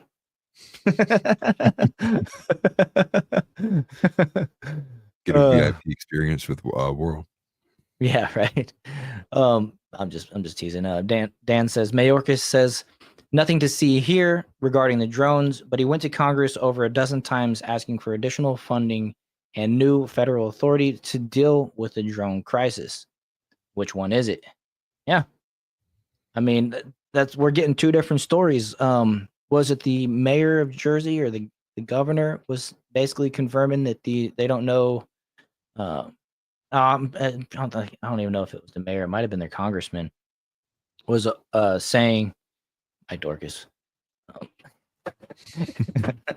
Reading chat and talking at the same time. He's the one that basically confirmed or was saying that somebody with knowledge was telling him that they're from an Iranian mothership just the other day, and then the Pentagon comes out and says that they're planes, I think is what they said. No, it was that like they said they denied it outright. They said no, and there's no evidence that there's a mothership that they're coming from. Okay. So I think that by itself is like, well, it has to be true if you know if KGP goes out there and says no, it's not happening. Right. They're you know, saying those it's just people who normal denied it. normal air traffic or whatever. And it's like, man, y'all tell stories. Like, Yeah. Well, I have seen reports that there have been a lot of mistakes done. So a lot of what we saw actually was airplanes. There are yeah, drones. They're pretty decently sized, but there also are airplanes being caught up in the mix too. So now everybody kind of like seeing anything in the sky is taking a picture of it. And obviously your average person is not going to be able to tell much of a difference. What they're seeing really. They see like the similar colors and such. But I think there's definitely something here. yeah. There's yeah. We definitely deserve a clear answer, at least, regardless if it's one or the other. That's for sure. Mixed signals. Um, it just reminds me. It's so weird. It's not really like correlated, but it just reminds me. Like one is the people that are telling their story, much like what we saw in Springfield, Ohio, when they said that the Haitian migrants were eating the cats and dogs, the stray cats and dogs, and then Trump came out and was like listening to the people and repeats and magnifies the voice of the people that lived there, the residents that lived there. It's not like he fabricated it or is trying to be extreme. He's literally just repeating what he's being told by the locals. Meanwhile, some bureaucrat in DC or wherever, some mainstream media, personalities out here calling him an idiot and claiming that it doesn't happen. And it's like, well, I tend to lean with the citizens, agree with the citizens that are telling you about their lived experience than, the bureaucrat or somebody that's trying to convince me of something. Like, maybe this Right. person's trying to get 10 minutes, their 15 minutes of fame, but I really doubt it. I really doubt it. But let's play this little video real quick. I'm curious. One of their officers called 911 after seeing 50 of them come off the ocean. Advised after we made contact with that officer that there were 50 that came off the ocean. 50? 50. That was my reaction also. There were 50 that were coming off the ocean. And this is a sworn officer. A sworn officer, yes. We contacted state police, we contacted the FBI, we contacted the Coast Guard, at which point the Coast Guard went out with their boat and they reported seeing 13 following their boat. And then the Coast Guard also advised that they went over them about 300 feet and had a wingspan of about 8 feet. The Ocean County Sheriff, that drone unit, they have an industrial grade drone. They put it up. They were tracking one of these drones, Elizabeth, and they said this thing easily evaded them, disappeared out of thin air. So, to me, it's if this is not our military, then it's even more scary, and we need answers, frankly. One of their officers. Yeah, we definitely need answers. Yeah. Well, that's that part. If that is true, for argument's sake, then it's terrifying, right? So I mean, it's an industrial grade drone that what they said the sheriff had, so the sheriff department's drone. So I don't know if that even goes all the way to military grade, or even gets even close to military grade. But to show that there's like that much of a difference and they couldn't track it, it's a little alarming, especially because if these things are as big as what they're saying they are, 8 feet wingspan, some are being manned too. Those things They'd have a have to lot of be gas capacity for, powered, like, wouldn't they, if they're that big? Sorry to interrupt, but I'm unsure. I really don't mess with drones at all. I have very like little understanding how most of them operate. I know a lot of them are like rotor powered, and can be like pre-programmed flight, and that like pre-programmed, yeah. reduces energy. So you can't cut the signal off to them to like stop their direction. They can be like pre-downloaded with Well, flight that was patterns. like an argument against like the EMP stuff. They Yeah. just have they have pre-flight patterns already programmed into them. They already have an internal system for that. So just like sending like an electric signal to kind of like disrupt it wouldn't matter because Right. it's not seeking information to get information for where it needs to go, like with GPS and satellite. It already has coordinates mapped in and of its own, and it's following like a predetermined flight path. Yeah. So there's like a lot of things that could be done with it too. Plus, if they are carrying some kind of like, explosives, I mean, that's also another reason why you couldn't even like put a net on it or anything. You'd have to find some way to contain it. Yeah. And obviously, like, do we have some kind of like large container we can fly up at high speeds to kind of like grab these things out of the air? It's Definitely not. it's unknown. But I did see somebody said earlier they're also manned quadcopters. I did see the reports of that some of these are actually like manned craft. But being as big as they are, you would think they would probably have to be or have to have some kind of larger power system to be that big. But if they have batteries that are like powering unmanned vehicles that are that big, I mean, that's that's a whole different step. Right. And I see TNT actually said that lithium ion batteries are real small and feather light. He uses them on motorcycles. Yeah, I have one. It's like a long car battery and you can like curl it easy. You know what I mean? Normally a car battery like that.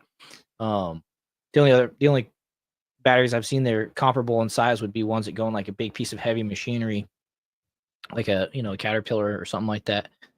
Like a loader, I guess I should say. Caterpillar is pretty broad. But the lithium ion ones, they're really lightweight. But I just wonder like how much how the length of flight, like how far could they go? Like they can only carry so much gasoline or jet fuel or battery power. Like I wonder, I asked that question because I'm curious of the range. Like you'd think you'd be able to track them back to the source, no matter how fast they are. They can't fly across the ocean. They can't fly across the ocean.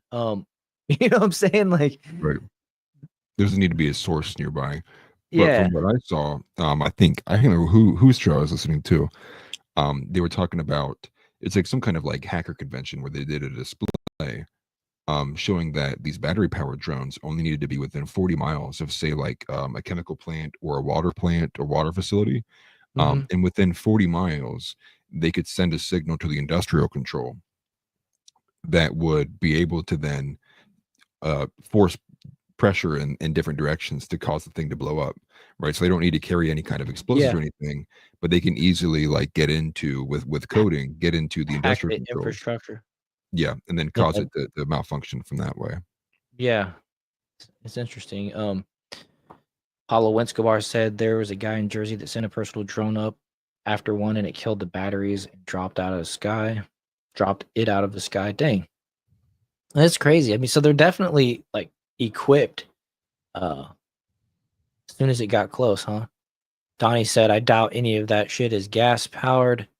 And that was my thoughts too. But I mean, if they're the size of a minivan, even with the batteries being lightweight, lithium ion, or maybe some advanced technology that we don't even have like use of in the public use of, still, I mean, Right. flying a minivan sized aircraft around for any significant distance or amount of time, it's a lot of juice.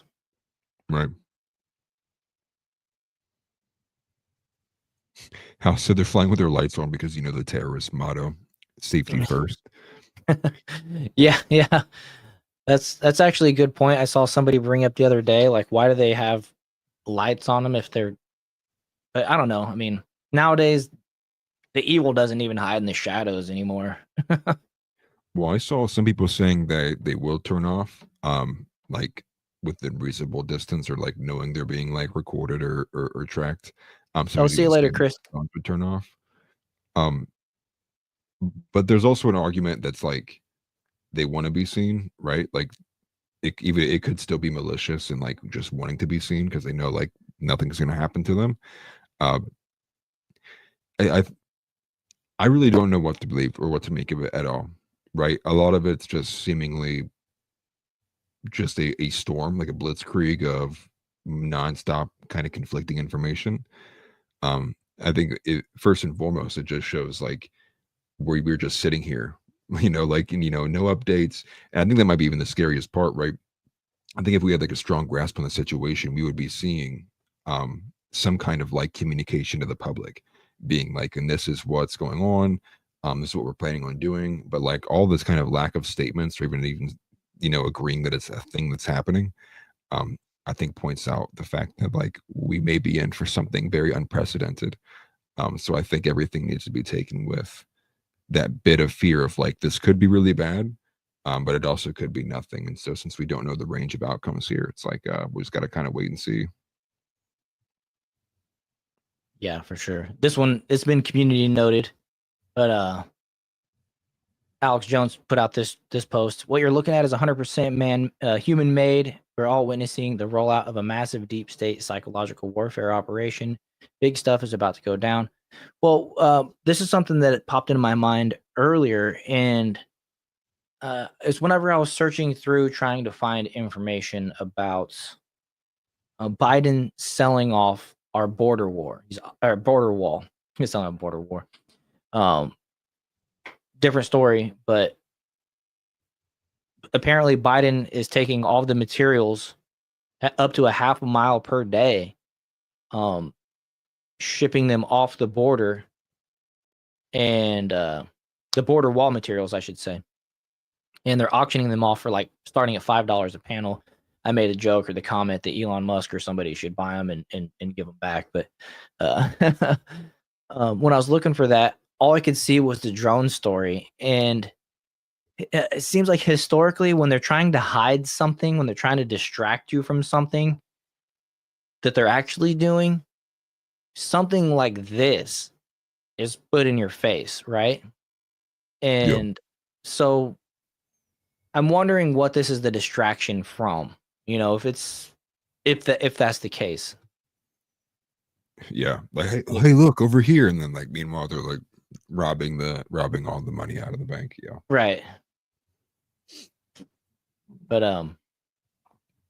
he reposted this, breaking probably the clearest drone UAP sighting that I've seen in New Jersey. Apparently, this was actually a military vehicle. Yeah, military C-17 cargo aircraft with its landing lights on. The video is muted to hide the jet engine sounds. So, right. It looks cool. Yeah, but yeah, it's like it's got the flashing red light. People just see it in the sky. It's flowing low to the ground, so people not knowing with no military expertise or drone expertise go like, look, it's the flying thing. It's like a reverse don't look up scenario. It's like start looking around, don't look up all the time for these drones. Yeah, which I I think the point though stands with Alex Jones, right? Like there's a psychological warfare operation. Yeah, there's definitely a greater than 1% chance that this is some kind of bend for a psychological thing. I think some of the early kind of theories I saw with this was because the COVID lockdowns went so poorly, right? And I think that's we're at the point of never again. They obviously have to go a different route from vaccines and pandemic to lock people down. So with this being like the next kind of big thing, like, you got to stay in your home. We don't know if it's safe to go outside. Like there's bad drones in the sky. Like they're abducting people, right? Like you don't want to get probed. That's like maybe the direction that this is heading. Yeah. It's crazy. Let's see what we got next. ABC. Yeah, this one was crazy. This one got community noted too. What I first saw on community notes was that this was a star that they just unfocused on or something like that. But now they're saying it's a common issue with viewing distant objects like stars in planes. So the community note has actually changed a little bit. But let's play this video. My dog's trying to get up in my lap. Well, it's good that we have community notes, right? Scratchy especially in times like this. Yeah, exactly. When things like this are happening, it seems everyone starts to look up, like my crew and I have been here in Mendham recording this video that you're looking at right now. We have no idea what it is, if it's a natural phenomenon, because it could be, but this is why so many municipalities are now asking people to reach out and send their videos to them or to experts who might be able to sort out what they're seeing in the skies. But I guarantee there's so many people looking up and making those recordings because this mystery is one that needs to be solved.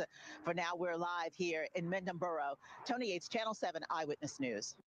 Lee's saying he's wondering whether or not that might be the moon, Tony, but you pointed out it's exactly the question people are asking. What is it? No. Yeah. See, that's the thing. Like, we're getting flooded with videos of all this type of stuff. I saw one earlier today where they're saying the drone was spraying something where it really was most likely a condensation trail coming out the back of it. It was just coming right at the person.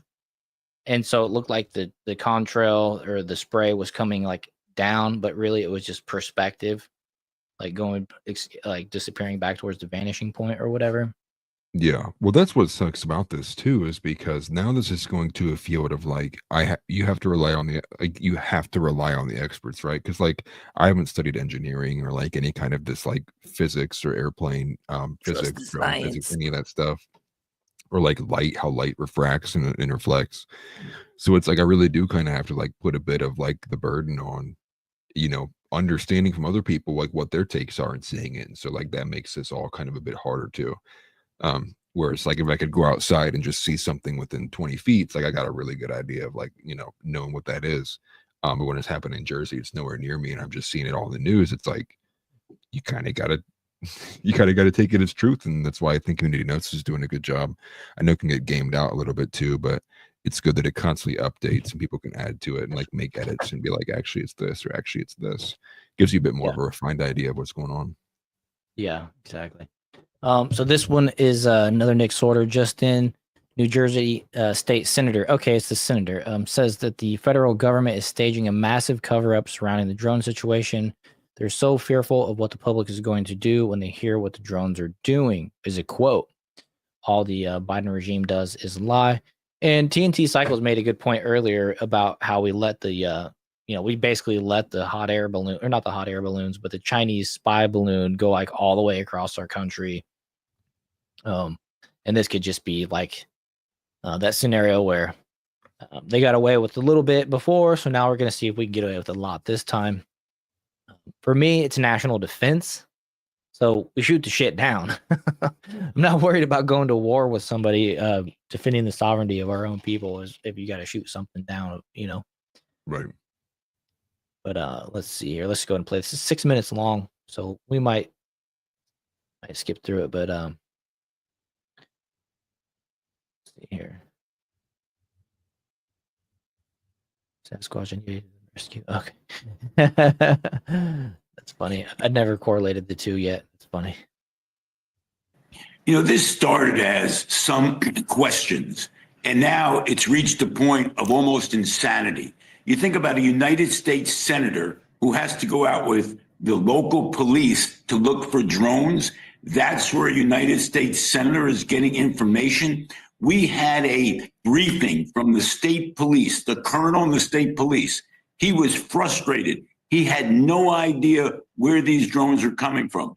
Not only did I call for a limited state of emergency and the FAA shutting down the airspace for drones, but also having the Department of Defense come in and answer questions. If the Department of Defense doesn't know where the origins are for these so-called drones, then we're in trouble. We always thought that if there was something in the air the size of a car, that the Department of Defense would know where it came from, what its origin was, and what its purpose was. Now you have a United States senator going out with the local police, to look for fireworks at night? That is scary. It is terrifying. Like Caitlin just reported, President-elect Trump is calling for government transparency, which you are as well. He's saying maybe shoot them down if we don't get any more information. What is your reaction to that? You got to love it when the president echoes your voice, the president-elect, I guess, rather than, it's the opposite. The Democrats say that, oh, Trump said it, so the following is going to follow him. But yeah, I mean, I think everybody should agree on this. Otherwise, shoot them down. He says, mystery drone sightings are all over the country. Can this really be happening without our government's knowledge? I don't think so. Let the public know. And now, otherwise, shoot them down. Well, 35 days, whatever it is away, and he'll have the authority to go ahead and send it. So, well, what's wild is, I should have added this to the outline. I forgot to. There was one that reportedly crashed. And when they went to go look for it and find it, they couldn't find anything. Oh, I heard about that. And they did like a manhunt too. They had a helicopter on the scene as well. It's like, maybe this is some kind of very extremely like new technology. Compare the crash and like no pieces found, couldn't find it, along with the industrial drones couldn't keep up with them. Maybe there is some kind of like new military innovation technology, maybe that even the US doesn't possess, that's now being utilized, and now we're just having to deal with it for the first time. I think you take that one quote from the state senator saying like the American public will be furious to realize like what's being held from them, right? Yeah. And not letting people knowing what's going on. There is also another I believe it was a post by Charlie Kirk. It's not an outline either. I should have added these two. Forgive me. It's all right. He was talking about how there was somebody who was like former military, who had disappeared, not disappeared, but it had traveled somewhere, and a lot of his posts had ended around like December 2nd or 3rd, and every single one of them was like it. I never thought things would ever be this bad. Like, there's no way. Like people. Something like people need to be on edge, and it was like all these like very cryptic messages. And Charlie Kirk highlighted that, and that was somebody who was like a former military friend of his. It's very, very, very off.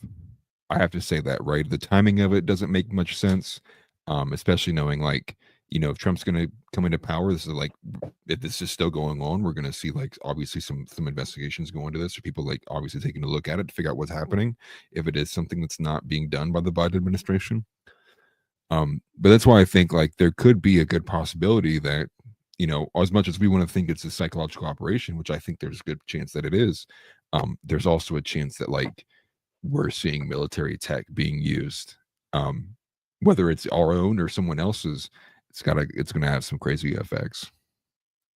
I think just the size and the flight time suggests that it's definitely some type of advanced, military equipment. You know what I mean? Just I can't get over that. You know what I mean? Right. I really can't. Think about just the energy that it requires. They talk about that flying car, and I think it'll fly for, I can't remember off the top of my head, but I remember seeing that there's going to be like a flying car literally available, projected in 2025, but it can only fly for like, I want to say a half hour, something like that. It's like a 1-person or a 2-person vehicle. So, Right. I mean, I guess you can get a lot done in 30 minutes or whatever, but I don't know. It just, something doesn't add up.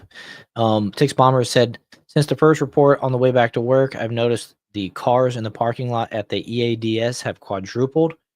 Have lived here for 30 years, never seen this many vehicles or activity there, not even on 9/11. And then Jetlag said, since all this has been going on, there have been none of the mapping planes flying around his area at night at all at night. That's weird. Just there's more questions than answers, that's for sure. Jamie said Project Bluebeam. What if it is all just a projection? They're not even real, and that's why some of them disappear into thin air. And like the one you said that crashed, supposedly, they couldn't find it. Well, yeah. Well, if we remember, some of the leaks that came from Tucker Carlson about Project Bluebeam was specifically talking about how the majority of reports about these, what are they called, UFOs, UA, whatever they're called, new terms every year, had patterns where it was, they came out of water and would go into water, would hover low. They had, their flight speeds were kind of like unprecedented. They could turn at a dime. It kind of like broke our idea and understanding of physics. And then here, once again, we have the reports that these are coming from the ocean. Yeah. Right. Like they're flying up and out of the ocean. So there's already similarities to like what we saw that was revealed to us from Tucker about Project Bluebeam. So who knows, man? Yeah, definitely. It's so weird. Just want to ask everybody, if you're on X, make sure you are reposting the video, helping us reach a bigger audience, and make sure you're liking the videos and all that type of good stuff as well. If you're on YouTube, Rumble. But let's go ahead and continue this. Well, I would leave that up to the Department of Defense. But how can the Department of Defense not provide information to the public? This is a shock to me. I have a general belief in government, but this is taking me to the end of my belief that government is really being honest. Now, there's been some apparently top secret. I'm sorry, I saw this comment here from Jetlag. I don't want to ask where you live, but are you on a coast at all? Because you said that it's going up fast. Sorry. You said, and last night at MIL, a military plane flew over my shop that had a nuke sensor dome on the bottom.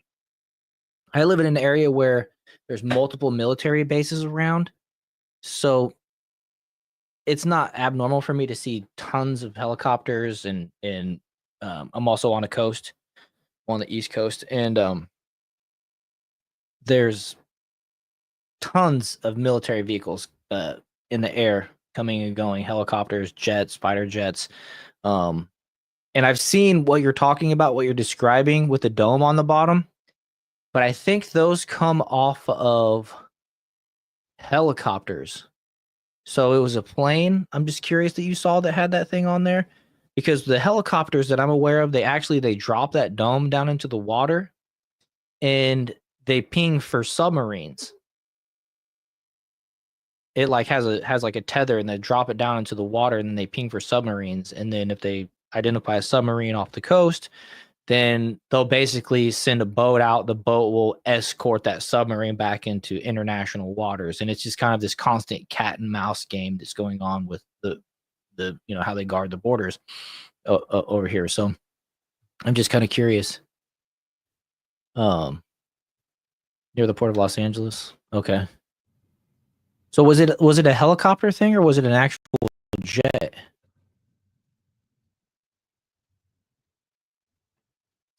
Curious.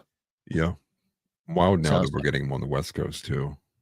Yeah, that is crazy. And considering I'm on the East Coast, I've been kind of looking out at night, seeing if I've seen anything abnormal, and nothing really here. But like I said, we have a strong military presence, and I don't know what it's like in New Jersey, but maybe they wouldn't test an area like this because there's too much to protect or whatever. I don't know.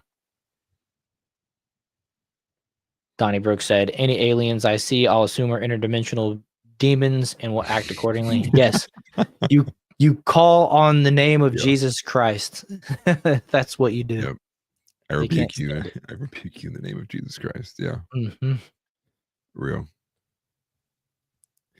Yeah. That's why I think with such a wide range of outcomes, obviously don't be like, obsessing over it and going crazy. But I think though too, at the same time, you got to sit there and think like, are you prepared if anything pops off with this, right? Yeah. Like if we all of a sudden, we all hear the unfortunate bell toll with the alarms going off across the cities we live nearby, I think then it's like, okay. Then I think you got to take steps accordingly, right? Act accordingly, just like how Donnie put it too. But I will say that as well, with it could go that far with the PSYOP too. So you got to have ways you can keep your eyes on the air, ears to the ground. That way you have a good idea of what's going on, right? And don't get caught in the whole like another wear your mask kind of agenda like that, like we just saw a couple years ago. Yeah, exactly. Last year there was 2 Predator drones flew over.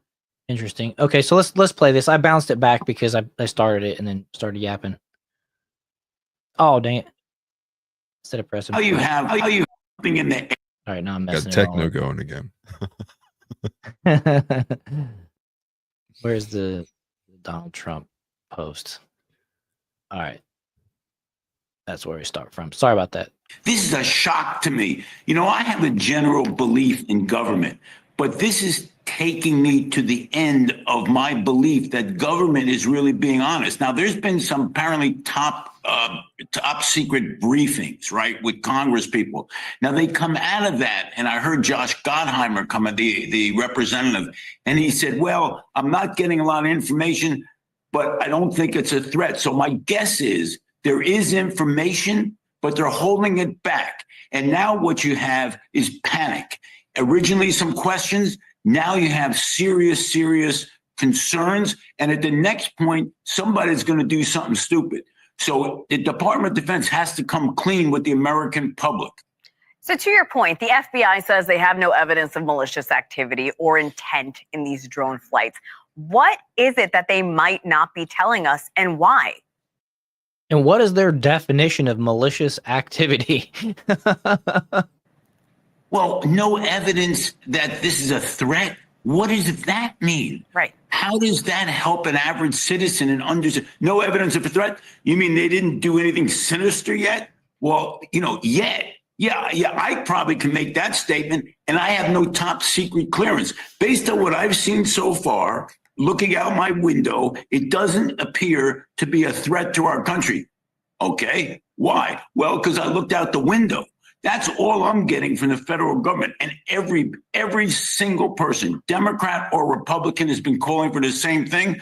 That's why I have some concern that there is something very secret going on, because how did the people with the technology have no idea, except it's not, if they're saying it's not a threat, it must be something going on that's real top secret.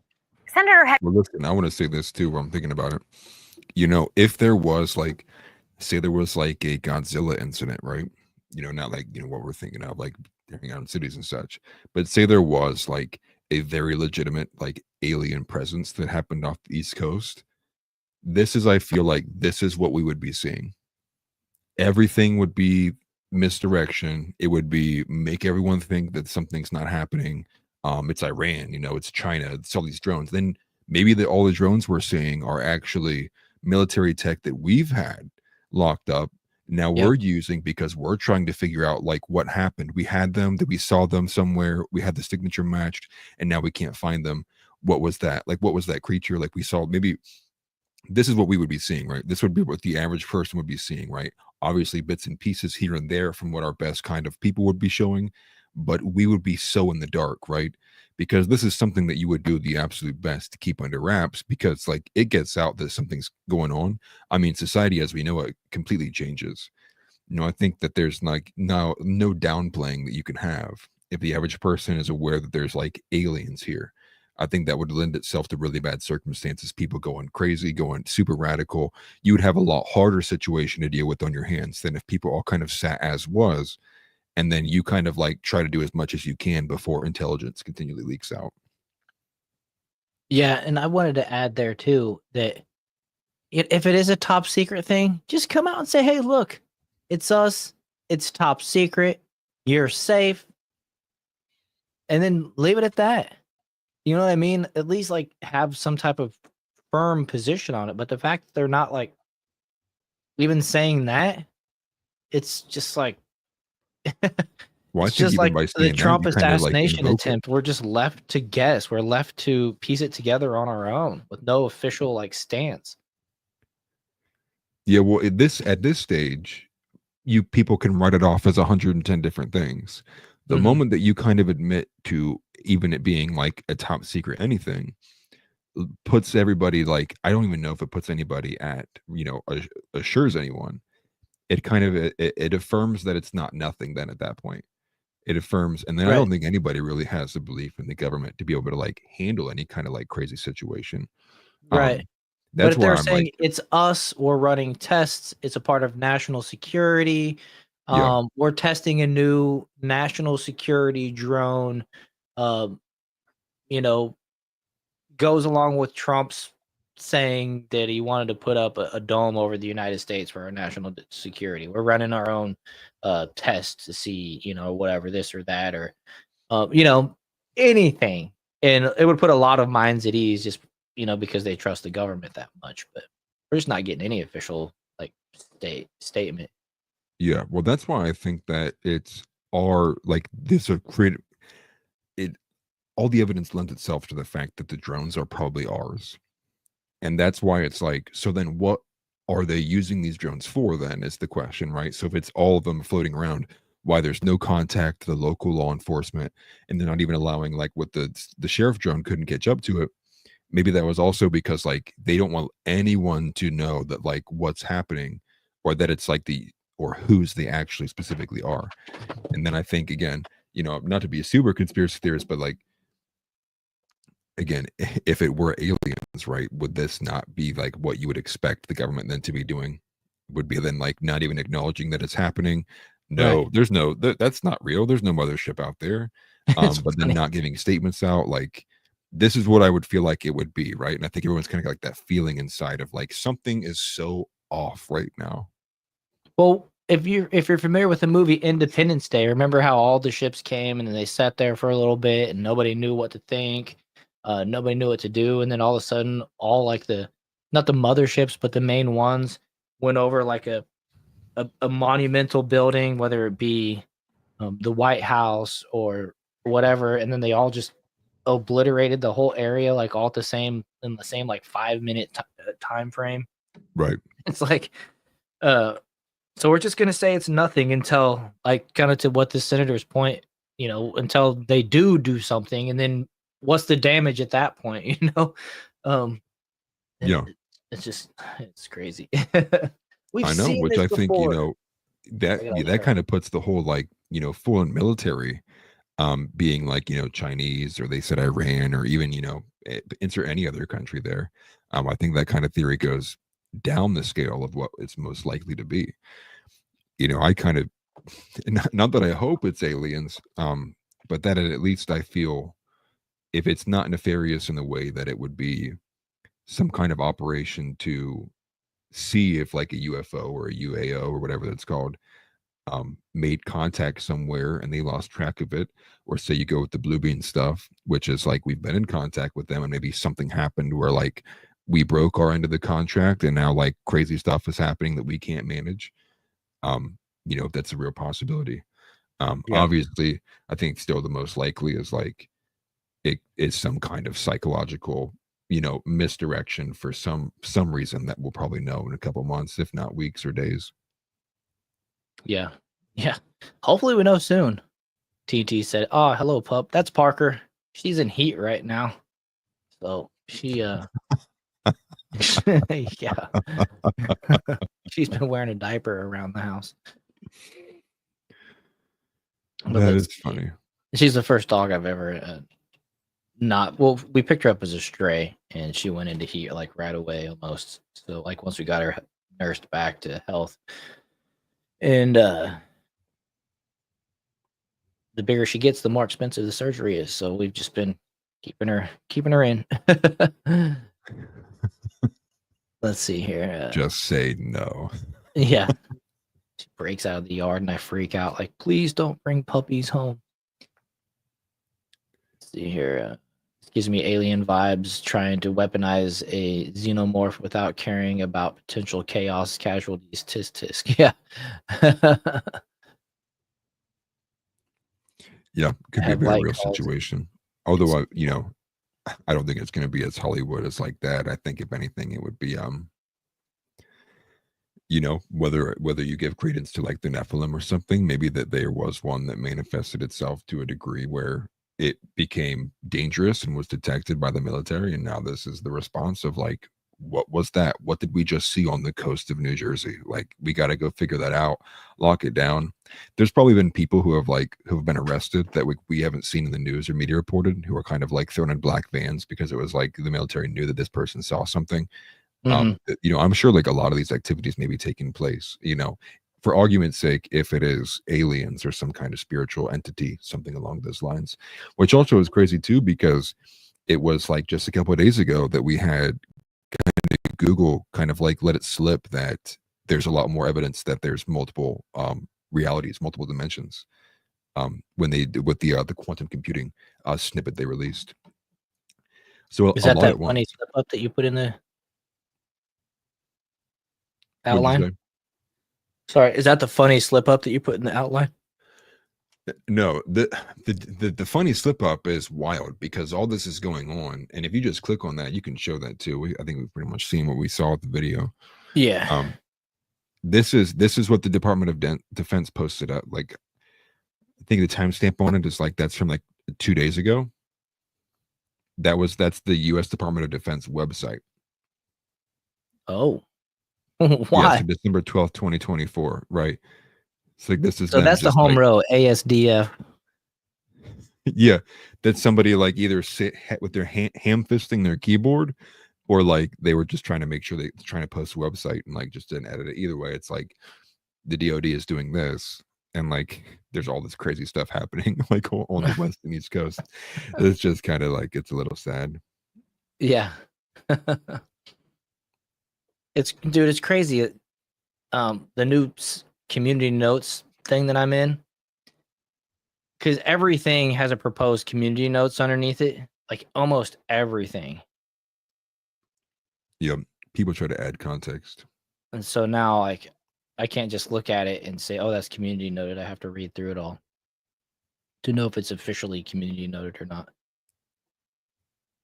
I'm working on, so for those of you guys that don't know, I think I mentioned the last one, but X approved me to be somebody that can actually rate community notes and see potential community notes, and then I think eventually they grade you on your ratings, and then you'll be able to write your own community notes as well. That will then be peer reviewed, but it's kind of cool because then you can see what people are saying about it beforehand. But it's made just scrolling not as easy to decipher through. Let's see here. Well, we're past 8. Let's see here. Them drones are looking for the nuke smugglers. That's bigger than our country or aliens. They're looking for radiation in the city. Yeah, they could be something like that. I mean, they it could be anything, really. Maybe Joe Rogan opened a dimension by doing too much DMT. I actually just looked at that the bill that House Leotardo put in chat, and that's very odd timing too. It's from December 6th, I think. You looked it up? Yeah, you want to stage it? Is it worth putting on screen? It actually was proposed in September. I think this new version is actually from. Okay. It was actually sponsored back in June of this year. The latest action happened in September on it when it was introduced here. It was at least placed on the calendar to vote upon. But it's base definition because it doesn't give a good summary. There's like actually I'd have to read through this to get a better idea of what it is. It says to reauthorize and reform counter unmanned aircraft system authorities to improve transparency, security, safety, and accountability related to such authorities. And in the table of contents, I guess I could share this too. I apologize. Yeah, I was going to say, did you want to stage that? Is it worth showing? Yeah, let me go here. Deportation drones. They're going to scan and mark people. And it's a pipe dream that the government be that useful. Oh, yes. I love the drones now. Yeah. Let's go. Well, so this is the bill. 40 chest on this. Yeah, right. I could hope. But that's what I just read, right? That's like there's no summary actually listed here. If you see that, summary is 0. Nothing here. But the bill basically, in short, who cares what it's saying up here? Who brought it up? But it's to reauthorize and reform counter unmanned aircraft system authorities. So I'm assuming this is like a defense bill, right? So they were kind of maybe anticipating something like this occurring. And the definitions here is actually like talking about airports, whatever size, cover entity, proprietor of a covered site, covered site nouns, also talking about things that are covered like amusement parks, state prisons, all of that and such.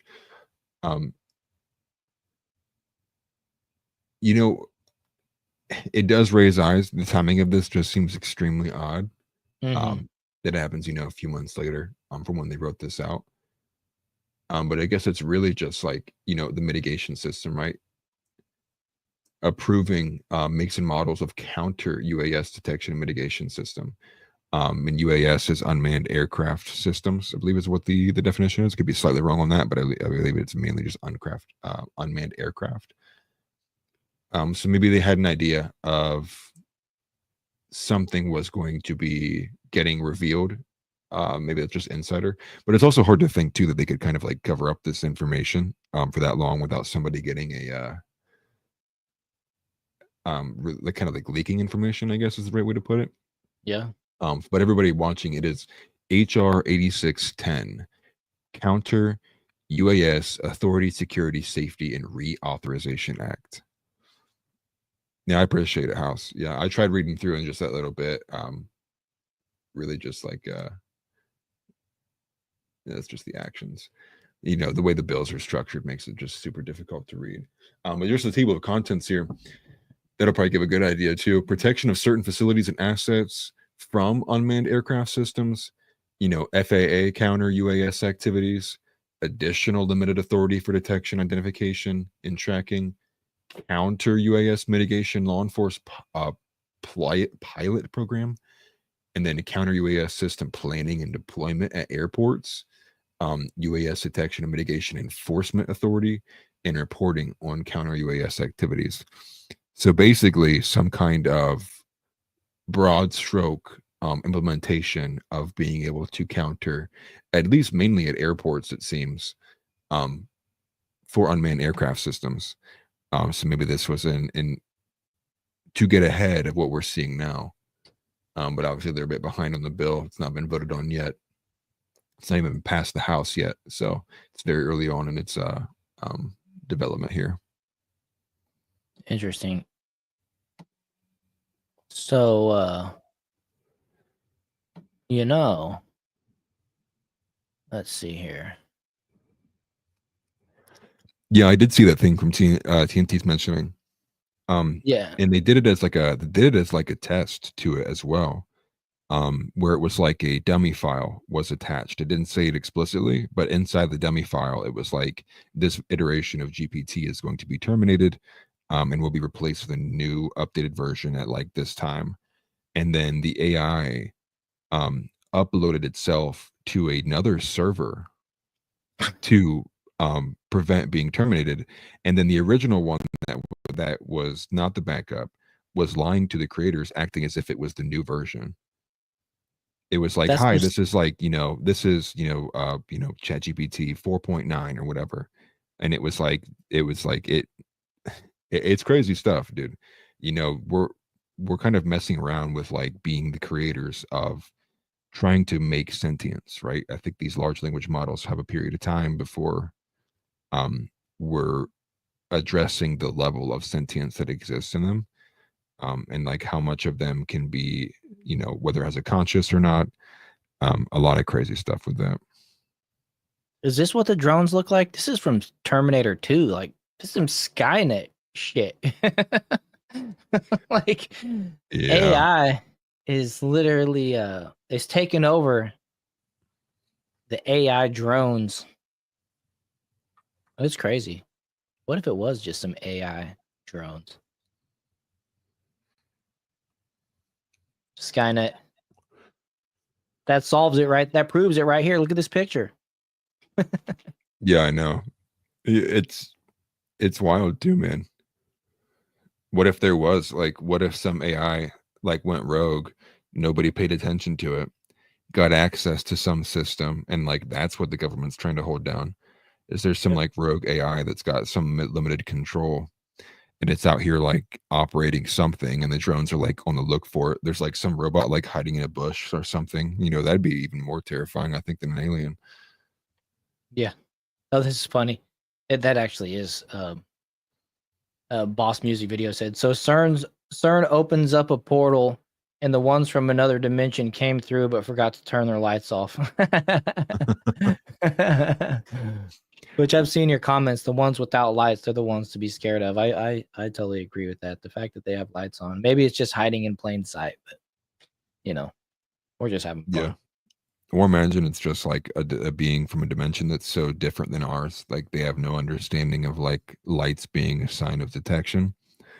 What if it's like you can't even speak English to these things? Well, obviously you can't speak English to them, but like say it's just like two entirely different entities. You have no idea what they're saying. It's like wall, wall, wall, wall, and you're like, please don't kill me, and then you're blasted across the earth. Right. Some crazy stuff like that. I saw a video earlier of somebody claiming that their radio in their car was making a weird sound whenever they flew or drove underneath one of these drones. But that's the thing, man. Like everybody's out there right now trying to get their little 2 seconds of fame, their little viral clip, claiming that it's associated with the drones or this or that. And it's like we just gotta have to use our discernment and filter through everything. Well, dude, what if it would be wild that what TNT said, but take it a step further, say that it's like an AI escaped, didn't get terminated, got access to a 3D printer, and has been spending its time like building itself in these very complex ways. It's like building itself like a hand. Then the hand can come out and be more efficient and building stuff like that. You don't really know what to do. Well, now that you say that, wasn't there some version of AI that like went and hid, trying to preserve itself? Like it used like it moved or something, and it used like a Bluetooth connection or an internet connection to a printer. There's been multiple instances now of like AI going rogue and doing things like because it knew or was like doing more internally than what it was showing externally. Right. So it's like it's obviously responding to questions and doing what it's asked, but also like doing things more than what it was asked. And like not stopping. Like there was the one where the two AIs started talking to each other. In the within, different like 40 minutes code. Within 40 minutes they had their own language, and the people like started freaking out because they like saw it was like rapidly progressing and that it was they were both communicating to each other, and they like pulled the plug on both of them. Yeah, that's been a while back too. Right. And the way things somebody said it too for the AI that we know, right, that's known to the public. There's been people who have blown the whistle talking about that the AI that exists, and I can't remember who even was talking about this. The AI that we see, right, is still kind of like very baseline compared to like what the military has kind of progressed in like exponentially in like small forms. So that's kind of even more terrifying too, because that's like obviously would be used and weaponized in forms that, you know, anything can be weaponized in. But to think like, yeah, maybe it's not an alien xenomorph, but maybe like they created something that like now they cannot control. Yeah. That could definitely be the situation. Oh, I pulled my plug out. I can't hear it. Can you guys? You might not be. Yeah, you hear me still? Yeah, there we go. Is that better? Yep. Yeah, you sound fine. Okay. I pulled the plug out of my headphones. I can't hear myself. I don't know. Looks like House put it. No, you're good. I just wanted to pick it back up what House had added in. From an earlier comment, he said the National Treasury Employees Union was the only group that's lobbying for the bill, and that federal law enforcement officials make the case for expanded drone authorities between the FBI, the DOJ, and the CPB. The officials asked House lawmakers to give state and local authorities coverage permissions for unmanned aircraft systems. Interesting. So maybe they all had a whiff of like some kind of incident that led them to think like they're all undermanned, prepared for what may be coming, wanting to move something like that forward. Yes, wow. Yeah, the AI drone refused to turn back during their training mission. That was the one where it was like I haven't killed this person yet. It was wow. I I must do it, and I think that's like the details of it. It was like determined to ensure that it did what it was set out to do. That's crazy. Like refused to back down. Yeah, AI drones first step to Terminators. I mean, we've seen this in a movie. It's crazy, dude. Problems will always be a machine that can think for itself. Would have no reason to think like a human. It would already know more than the entirety of humanity. I know, right? With the access to the internet and it just basically any question or any answer it needs at the moment. It's like Matrix stuff. It's like they teach Neo to learn Kung Fu in like 4 seconds. Yeah. Yeah. It's like, how do I do that? And it's like its eyes flickers for 2 seconds, and it's like, oh, I learned everything. Yeah, now I can fly a helicopter. Right. It's real though. I mean, and the crazy thing too is like they don't have any of our needs. You know, don't need to eat, don't need to sleep, nothing. I mean, might need to charge its battery or something, depending on how it may be powered. Right. But without having any of those needs, it's like can't starve it out. It's like you got to like, you know, physically take a hammer to it. Yeah, for real. I mean, they have watches that will never die, but all they have to do is stay in motion, and the motion recharges it. We have lightweight batteries like TNT mentioned earlier with the lithium ion batteries. We have good solar panels. I mean, right. It's like literally some Terminator Matrix stuff. They got to block out the sun from the sky, and we all end up batteries in pods for the machines. No, what would be crazy is like all of our actual like weapons are worthless, and like the best thing you could have is a squirt gun, like those high-powered squirt guns that you didn't buy off Instagram, end up being like the top weapon. Like, being able to shoot it like 200 FPS, a ball of water. It's like Yeah, for the real. most powerful thing that you could have. Yeah. It's pretty wild.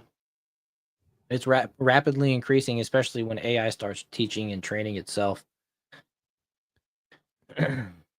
Right. Pretty wild. Well, it's 8:20. Let's get a couple little one-offs right here. We'll do this one. You cool with that? Yeah. Got this one right here from Tim Young. This is funny. The chat just keeps sucking me back into the conversation, so I'm just gonna read this. People want to know what the drones are, man. I know, dude. It's a hot topic. It's one of those things where it's got that fear factor. It's got that questionable factor. It's got everything mixed in. It's a nice recipe. But Tim Walz and his wife are like the super nice, quirky couple that you meet in the middle of a post-apocalyptic film. Then about 15 minutes into your conversation, you realize that they eat people. Yeah. This was a repost. Too nice. This was a repost by Tim Young of Governor Tim Walz, actually something that he posted on X. So let's have a look here. Oh, actually, they posted this video and said, remember to share holiday traditions like decorating the tree with your kids, even if they're out of town. All right. Hey, Hope, Mom and Dad here. Hey, Hoper girl. Finishing decorating the family tree in the living room or in our family room here. And it's all of the handmade ornaments over the years. So we were thinking of you, and I just wanted to show you a couple. We were cracking up about a couple of these. So I'll try it. Here you go. Take a look at this.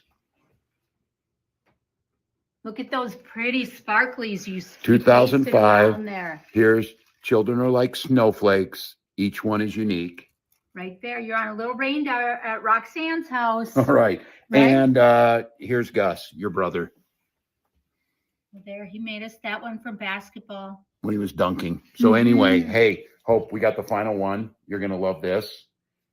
Toilet paper roll angel. You made it. Do you see your little hands here? Hands on the back. Are the angel wings. So here we go. On the tree. Not on a real tree, but on this family tree. Oh, Dad got it on there. Because of climate change. Joy to the world. All right. There you go. I know you're missing your Griswold family. Decorate your house for Christmas. We're thinking of you. Love you, Hope. Bye. Why did they post that on X when it was a message to their daughter? I don't know. I just thought that was so I wouldn't say it's overtly like creepy by any means. Right. But obviously it's like a virtue signal by posting it on X or something like that and just not sending it to your daughter, also like sharing it with the world too. Right. It's just the comment from Tim Young that just made me laugh so hard. Yeah, no, they're the people who like you turn like too quickly down a hall when you get there, and like you just see them like shut the door, and they're like, "You didn't see anything, did you?" And they're like, "No, I didn't." Like, "Oh, okay, well, all right, we're good then." Yeah, we did show that, Abigail. Oh, Shepard, she asked if we saw the Yeah, we actually showed it for like the first 45 minutes. Yeah. That's funny. And then I got this other one here too. This one. Does his wife have Down syndrome? Somebody's got to have it in the family because I think their son's afflicted with something. He puts out his penis. The toilet paper roll. He plays puppets. No, I'm with Tix Bomber on that one. It felt the video felt rather normal, right? The comment was funny, but it's like I think the video was like anything too wild outside of what you had just said, which is like why post that to like X? Yeah. Somebody who's like that too. It's like, like the only time you see me on Facebook is my wife is posting me on Facebook. It's like I don't exist there. Like I'm not showing the world like all the insights what my family's doing. Yeah, for sure. They are the media now. Okay, so this one is Alexander Vindman telling MSNBC during an interview that Elon Musk might be giving secret state secrets to Vladimir Putin. Oh, here we go again. It's always Russia. They're always some kind of Russian whatever, right? He claims that his support for Trump comes at Putin's request. Oh my goodness. The Trump derangement syndrome and is off the charts. Pablo Winscobar said you accidentally opened the wrong door in the Wall's house and there's chains hanging off the ceiling and a GIMP masks everywhere. Yeah. You know, Some clown and mask. We covered the apparent law, the liar. That's like probably the best way to say it. And the guy who was like blowing the whistle on like Tim Walz's like past, that turned out to be like nothing. Was never really followed up on. The guy backed out, wouldn't show his face. Yeah. So that's why I'm like, you know, he gives off those vibes. I don't think he's like a good person by any means. Right. But yeah, no, I wouldn't be surprised if there was something kind of like super wild, some kind of like weird extreme kink that existed in that family. Right. I don't want to assume. But I don't think that many assumptions have to be made, right? So the guy who like bragged that he like made the gay club for his high schoolers, and he was like the president of it, and he's like, I was the president of the gay club in high school. Like he's like looking around, it's like that's super weird, man. Like you're the thing that we want to not be in the DOE and like having and hands on with kids, dude. I could see him putting on like a big old diaper and like crawling around like a baby with a rattle or something like that and a pacifier, or I could see him like putting on a dog mask and having his wife like walk him around the house like on all fours with a leash or something. Like I'm something there. Mentally blocking what you're saying right now, so I'm getting no visualizations. I'm using my inner monologue to think of something much nicer than that. For real.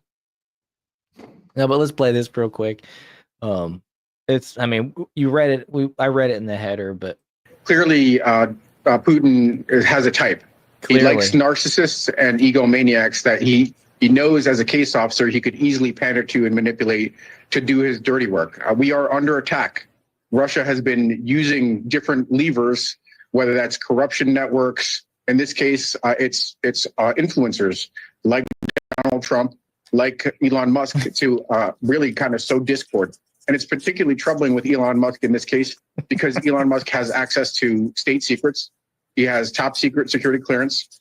It's possible that some of that is seeping through. Putin has been very effective in playing both Trump and Elon, and he's been using the richest man in the world to do his bidding. In some cases, that's encouraging him probably to support Donald Trump. That's not speculation. We see how far in Elon has gone. And then using Twitter as a disinformation platform. So this is not... You know, this guy probably thought for years that Elon was smart and intelligent and everything like that. And then Elon joined up with Trump, and now this guy does a 180. And it's like, man, you guys you hate Trump that bad. So sad. So Do you pathetic. think this guy would stop if I just like grabbed him and shook him as hard as I could and just told him to shut the F up? Like, do you think like he would just finally be like, okay, I'm done now? Because like these people, I can't stand it, dude. Right. Like the MSNBC, the CNNs, like they just like it's nonstop, like lie, willful ignorance to a lot of things, right? Like you saw with that one video where they got that guy out of like a Syria prison. It's like he'd been in there for 3 months. He hadn't eaten 5 days, no water in 5 days, and he just like stands up, has pedicured nails, beard's trimmed, and he's like, "Oh yeah, the light," and like runs into it. It's like, dude, I can't stand these people, man. CNN's always on the scene at the right moment, aren't they? Breaking story, and it's like what was that lady who like laid down for the missile attacks that never happened? Yeah, I was She's, gonna like, say recording that the video wasn't that the sideways. same lady. It looked like the same lady to me, but I never confirmed if it actually was. Yeah, like give me a break, dude. Yeah, Elon was a great man until he bought Twitter, and now he's literally Hitler. Exactly. He's one of Hitler's generals, and Putin is the orange man. Was it Time magazine that ran Trump as Uber Hitler now? They had to like actually like buy into it. They had to be like he's actually super Hitler. Like Right. they're running out of space to go. Right, that's the big boogeyman of the post-war consensus. It's like Yeah. there's no other greater villain you can go to. It's the going, it's the go-to. It's Trump, Russia, like every single time. Like they're counter to why don't you what don't you like about Elon Musk? Tell me something about that. Well, Trump. Wait a minute. We're not talking about Trump. We're talking about Elon Musk. Tell me something that you don't like. Just every single time, it's always Trump bad, Orange Man bad. It goes Trump, Elon, misinformation. J6 was literally Pearl Harbor, and I might be missing one. Worse than 9/11 and Pearl Harbor combined. Yeah. It's so like, and I think somebody made a great point about this too is like, MSM's on the way out. It's only a matter of time before they kind of like pull the plug on their guys, that they're going to probably pick somebody like a David Pakman or one of these other prominent lefties and just start dumping money into him and being like, hey, as long as you repeat the line, end quote, like we'll pay you $50 million in marketing per year. Just do it. The thing about that though, the counter to that has me wondering is with Cenk Uygur, old Sink, he's been going around making his rounds on all the the Republican media or whatever, and he's trying to act like, we've said this before, he's invented the new phrase, the populist left and populist right, and he's still on the left, but he's a populist, and all this nonsense. And I just can't help but wonder if his coffers are drying up, that Soros money is drying up, or whatever it is that's been funding him for so long, that now he's like being forced to try to dip into the conservative, the MAGA base for views. It just makes me wonder, you know what I mean? Because like Trump is going to be president for the next 5 years, and so what? Been like anti, like he's like anti like Democrat establishment, so he's always kind of sat a little outside the realm. And like as much as like he might be popular now, like Cenk Uygur will never be like the left's like new Joe Rogan. I think we're gonna see a lot of like a good chance of like talent being brought up, similar to like how what Daily Wire did with Brett Cooper. Seeing somebody who had a bit of charisma was really good and could put money into, and she would gain a lot of traction based on the qualities that she had, which she could speak well, knew what she was talking about, and wasn't like obese. I think you could see a lot of that happening with like left-wing pundits who we've never heard of before, and you making them like the new Joe Rogan. A lot of like scouting and stuff, right? At least trying to. But I just see it like from a Soros perspective. I've spent all this money for 10 years now trying to stop Trump, trying to get my own DAs in place. Like, now that Trump's going to be president for the next 4 years, when do I cut my losses, kind of type of scenario? And maybe I dry up that money going to them, or going to a David Pakman or a Destiny or Kyle Kalinske or Sam Cedar, or Yeah, and I think none of them would fit the bill. I think it's somebody that like you and I again probably had never heard of, and it's not on that level of prominence. Well, I've heard Tim. Yeah, no, I agree with you. I was just gonna say I heard Tim Pool compare Cenk Uygur to being like the lefty Alex Jones the other day, and maybe that would be Alex Jones be the move. But I don't know. I'm definitely, one thing's for sure, I'm not buying Cenk Uygur seeing the light now all of a sudden. That's for sure. I'll die on that hill. I'll need to see a receipt that dude voted for a Republican before I believe anything the guy says. He's smart enough to know what to say, but I think he's just grifting. He's lying whenever he says the things that I would agree to hear, or whatever. Yeah, we saw the lefties crying about losing subs like crazy. Cenk is panicking and doing what he has to. Yeah, that's what I think as well. But he's completely off base, and it's funny. You saw my video the other day, probably. Is Pablo? I see you commenting on my regular videos that he said MAGA moved or MAGA changed. And it's just like, bro, MAGA has said drain the swamp from the get-go. They've been anti-establishment from the get-go. Like, bro, nothing changed. Y'all just drank the freaking Democrat soup of the Kool-Aid, and it's only now that you're willing to admit it. You know, we've been telling you, fighting you for 8 years over this shit. Like, seriously, dude. The party of PC, woke ideology, never offend anybody. Like, that stuff's over, dude. Like, that stuff's gone. Like, people just like hate playing by those rules. And then it's like, imagine like people hate it just like from like a social media aspect, like a video gaming aspect. Now you stretch that to like, that's how you have to act at work. And if you don't, like, well, F you. And there's obvious tension. You know, I know people who are probably in this chat that feel that too, right? Like, you know, 4 years ago, when you have, or maybe a bit longer than that, when you have like your coworkers are like black and they say something or do something and mess up, or you have a coworker that's gay and says something, you know, it's like you can never be the one to correct them, right? It's like you don't want to be set in the crosshairs and be like, no, are you mansplaining again? It's like, nah, we're gonna have to talk to HR, man. Did you practice white supremacy when you told Janelle what she did wrong? It's like people are like, they hated it, dude. So imagine like you don't want to do it on social media, but if you have to do that at work, it gets to a point where people are like, they're gonna bust. Be like, I'm done doing this, bro. Yeah. She's making fun of me for saying Democrat soup. TNT, I don't care or know why Jank has so many loyal followers. But if he wants to be more moderate for any reason, I welcome it. Well, he claims that he is a populist, and it's, I don't know, just his hatred, his demeanor for such an extended amount of time against Trump, against MAGA.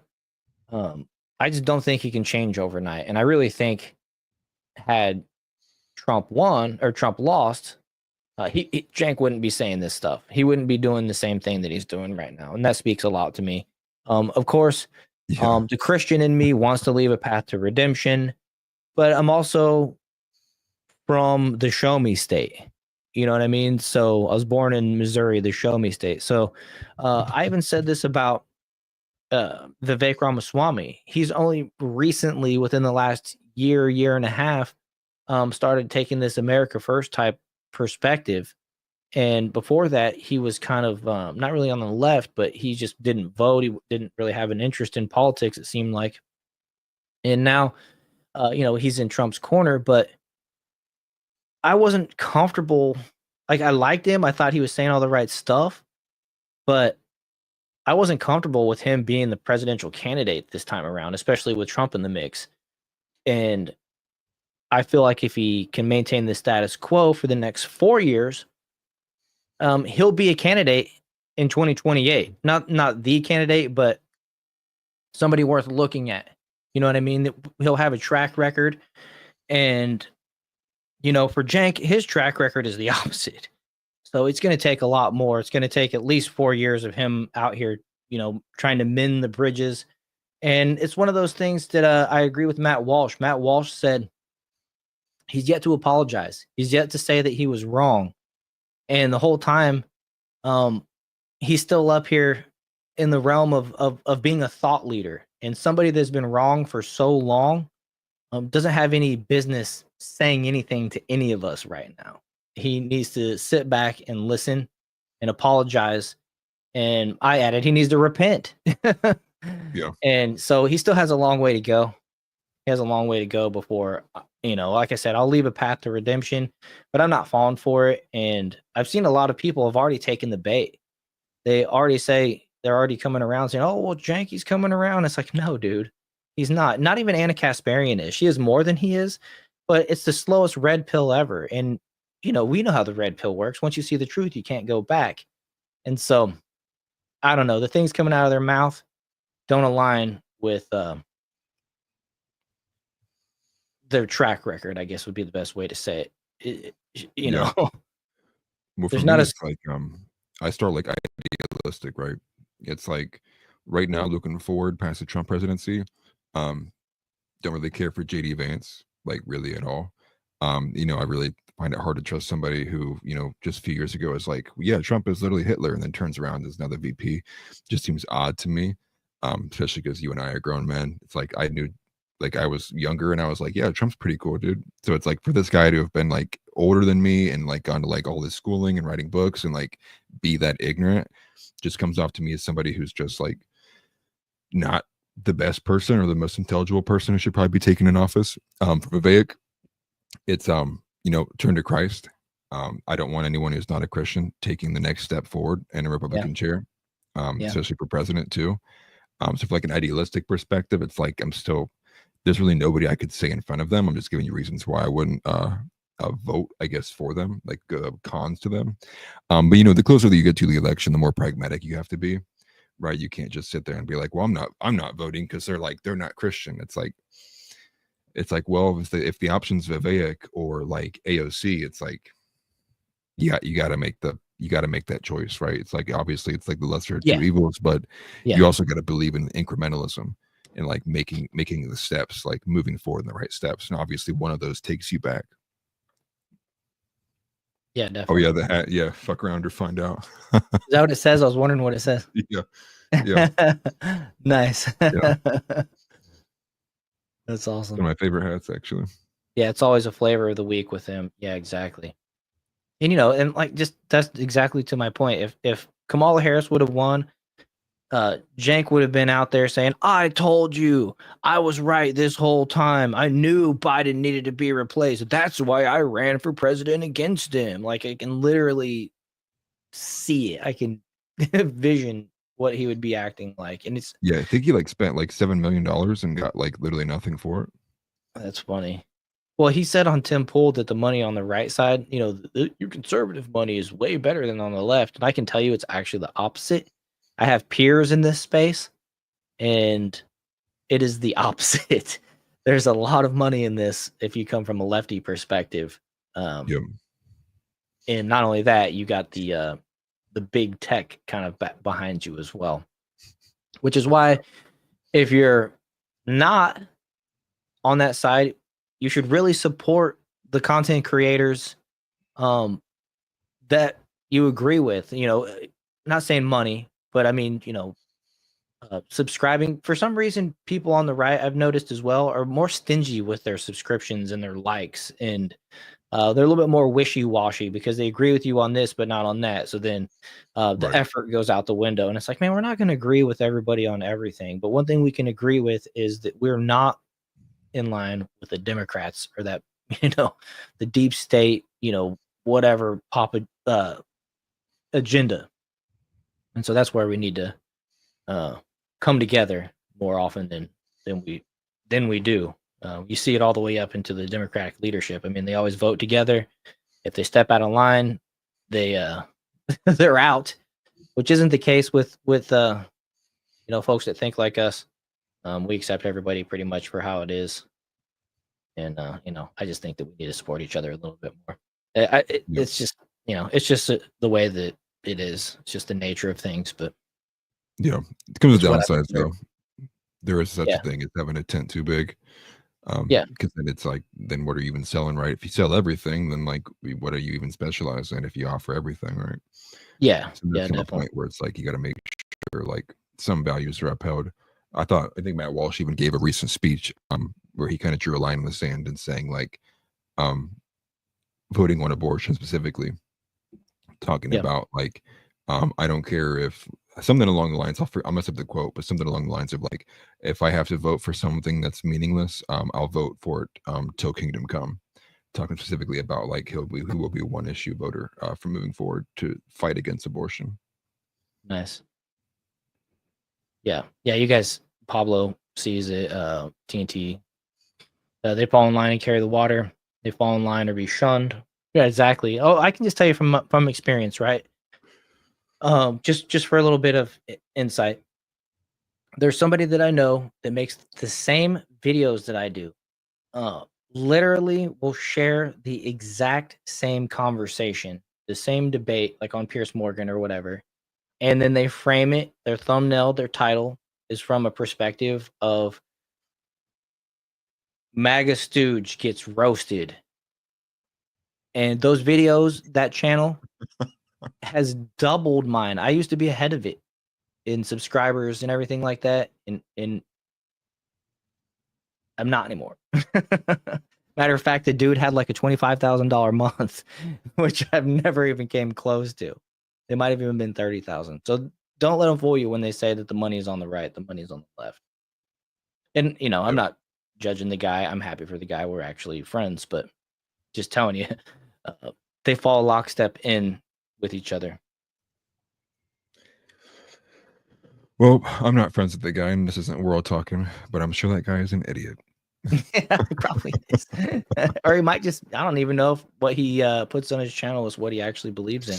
I think he just saw an opportunity to be counter what some of the rest of the peers are, and was like, you know, I'm going to go at it from this angle. Yeah. You know, I don't know. Like I said, I don't know him that well, but I know him enough to know the situation and tell you the experience that the left. We can, you should invite him. We'll debate. I don't know who it is who you're talking about. We might have him on. We might could do that. I don't know if he'd be down. He's a faceless channel, so he might come on but not show his face. But well, it's better than being a VTuber. A VTuber, it's like, okay, he's definitely bald and fat. This guy might just be ugly. That's funny. Yeah. Which I did talk to my coach today, and he said he reiterated that he's going to come on one day soon. He's just going through some stuff with his he's got an injury. He's been going through that type of stuff, so he's busy with that. But one of these days soon, we'll have him on. He's actually been in chat before. I want to say too, Monday, I haven't heard it. He hasn't canceled. I don't think he will. But for our next show coming Monday, we will have a physician on who's going to be talking to us about their kind of perspective on insurance companies and hospitals being beholden to what insurance companies do, providing nuance, especially highlighting what's been coming up from, you know, Luigi Mangione. I think that's how you say his name. In the shooter with the CEO stuff as well. And providing a bit more kind of like nuanced take, right? Someone who's probably going to be a bit more lefty than anyone we've had on previously. I don't think he's lefty by any definition of what we have. I don't think he's like that into politics, but I'm sure maybe he has opinions we disagree with. But he'll be on to kind of give a perspective, an inside perspective of how he views insurance companies and all of the inside takes he has in regardings to like what physicians really kind of are allowed to do, not allowed to do. And just the way everybody kind of views them poorly. Obviously, I think people go to the doctor's office and they're like, dang, look at this bill I just got from the hospital. Not realizing like a lot of that's because of government regulation and like the insurance companies touching in. So we'll probably have a bit more of an informative episode coming up on Monday. Yeah, I'm looking forward to that. Got to make sure he's all good with the tech. But I think you said he's familiar with StreamYard. Yeah, I sent him the YouTube rules and stuff too. Cool. I told him a no talking ass about the vaccine. Yeah, exactly. Tix Bomber said, I was just going to say the government plays a huge role in it as well. Yeah. It's the most regulated industry in the entire in all of America. Yeah, we kind of got into that facet of it the last time we talked about it. Just one of the simplest parts of it is you can't shop across state lines and stuff like that. Yeah, depending on what, you know, physicians got to be tied to, you know, whether it's like HMOs or there's other words for them, like there's different networks. Obviously, as a client, you get charged if you try to go to the physician or a facility that's outside of your network. And obviously, if physicians don't do up to code things for insurance companies to be on the preferred network list, obviously they have less access to customers because people want to go through their insurance. Yeah, nobody rarely pays out of pocket for getting coverage. So everything kind of is like a very like disincentivized system for all the poor reasons, right? It's all kind of cost saving bent rather than like care first, and then that and all the drug problems that come with it too.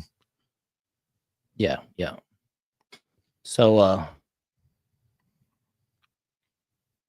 okay, that's how that works. Just that's how that works. Cool. I wasn't sure how that worked. I figured it out. I was talking about it last episode. Yeah. But you get a membership. You get a membership. Pablo said, quite frankly, I had a dude on that was involved in medical insurance, super informative and eye-opening. Yeah, that's what we're kind of looking forward to, getting a different type of perspective from somebody that's a little bit more in the know from that perspective than we are. Allowing the companies to conglomerate was one of the biggest nut kicks to Americans ever. Yeah, that's true. Now we basically have the illusion of choice in insurance. Yeah. And that whole thing that you just said right there, Atlas, about being in network or not, that's affecting us right now. You know, my family personally. You go to like a urgent care or something like that, even though you got an expensive policy, and then they don't want to pay. And it's just like, what? Yeah. The heck? And X-ray is an X-ray, no matter who does it. Like, what are you talking about? You know? Right. And a lot of it's, again, a lot of it's, just regulation, either just from a government, from a top-down perspective. A lot of it comes from the fact that certain physicians maybe don't do the what's the right word? They don't do things up to insurance standards, right? Like maybe they do a practice that's considered not the most safest or something, or maybe they have they don't hire enough people. There's all these kind of ridiculous rules in place that kind of can get you not eligible to even be a part of these groups. And so if you're not involved in a bunch of insurance companies, well, then it's like, how are you as a physician even going to be able to run an office of any sort? And that doesn't even refer to hospitals. Like hospitals, it's illegal for physicians to own hospitals. So they have to be employed by people. But the people who employ them are people who aren't practicing doctors. So then when you realize that the rules and regulations are set by people who actually know less than the people who are being employed to do stuff, it causes a lot of conflict of interest there, as well as just lack of expertise too, because I don't care how long you spent time in a hospital, you probably don't know as much as someone who studied for it and practices it too on it daily. So there's a lot of problems like that exist. Yeah, definitely. Yeah, TNT, I hope you're not offended that I gifted those, because you've been my guy paying for membership the last couple months, so I certainly appreciate that. I just wanted to test out the YouTube thing. It allows you to give out, I think, 5 or 10 per month. I think that's with the hopes that people will enjoy it and then re-sign up. So I was reluctant to push that button because you need to give TNT a badge or something. I appreciate you. Yeah, I was thinking if I could figure out something like that. Okay, he said, "Hell no, we need more blue stars." All right, cool. I appreciate that. Yeah, and Angry Yeti, that's cool. You're in the Discord, and you're the guy that you're the dude I was trying to figure it out for last week. So I'm glad you got one. That's really cool. Well, my wife just texted me, said she needs help with the baby. So yeah, we're an hour past due. So it's been a great show. I love having this conversation with chat. I appreciate everybody being so active. It was cool having some disagreements and working through it and having a conversation and everybody staying civil and learning from each other and all that type of stuff. So, that's one of the main reasons why I'm doing this. And, spend a few hours on a Saturday night and hang out with y'all. Appreciate it so much. Make sure that you do hit that like button, subscribe to the channels. For those that don't know, I'm broadcasting on America First TV on YouTube. Atlas is over on Atlas. I always want to say it wrong, so I'm going to let you say it. No, you're good. Atlas Thugged on YouTube. Okay. That's the YouTube channel, at Atlas Thugged. And then on X, my account is at Atlas_Thugged_. I couldn't buy the original one from the guy. He wouldn't respond to me.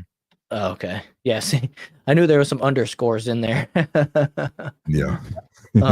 Man, Pablo, it's awesome to see you here. I'm glad you enjoyed it and look forward to seeing you again. Yeah. We do the shows Monday, Wednesday, and Saturday at 6 p.m. Eastern time. We try to keep them to 2 hours, but when we're having fun, the time goes by fast. We only got through half of our plan, and that's typically how this has been going lately, just because everything's been so interactive and all that stuff. So anyways, make sure you're on the lookout for my 2 videos a day, or at least I'm trying to get 2 videos out a day, back on schedule. But with Christmas and the inauguration coming up, I'll be a little bit busy with those types of things as well. Everything's kind of slowing down as we go into Christmas additionally, but we will be back. Let me look at the calendar real fast. When is Christmas? Is it next Wednesday? Not this Wednesday, but next Wednesday. I have no idea.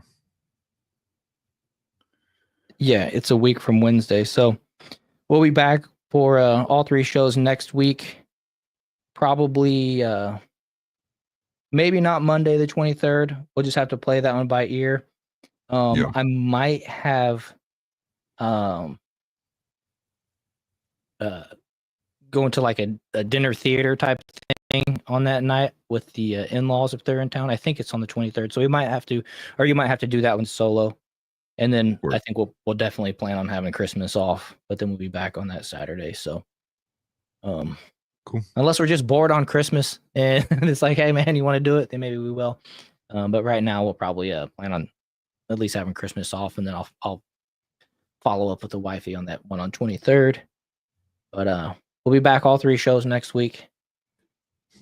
And you can find me on X at Worrell. Like I said before, please make sure you are following, sharing, liking, all that good stuff. And you got anything else? That's all. Join the Discord if you haven't already. Oh, yeah. Yeah. Yeah, definitely join the Discord. Christ is King. If we don't see you guys next week, have a good Christmas. Stay safe. Stay away from drones. Yeah. And everything's a psyop. That's right. Christ is King. We'll see you guys on Monday. Thank you, Pablo. Take care, everybody. Yep. Awesome.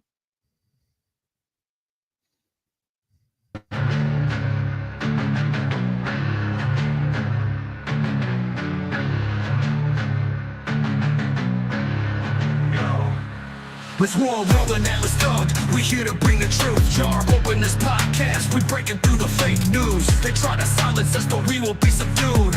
We're bearded alpha males here to save the youth. Spitting fire on the mic with the bass Christian takes. Exposing the lies, keeping the demons at bay. We ain't afraid to speak up. We won't be swayed. Jar open this podcast where the truth is laid. Jar openers, cracking open the lies. We're rolling Atlas Dogged. We're here to rise. Bearded alpha males saving the youth from the godless demons, spreading the truth. We ain't playing games, we're on a mission to awaken the masses with our intuition. Pulling out the corruption with no inhibition. Jar open this podcast, sparking a revolution. We're not afraid to stand tall in a world full of deceit. We're the voice of reason, bringing light to the street. Keeping it real, never missing a beat. Jar openers podcast, where the truth meets the heat. Jar openers, cracking open the lies. We're rolling Atlas Dogged, we're here to rise. Bearded alpha males saving the youth from the godless demons, spreading the truth. Jar open this podcast where the truth will never cease. Join us on the journey to bring back peace. We're rolling Atlas Dogged, fearless in our release. Jar open this podcast where the lies will decrease.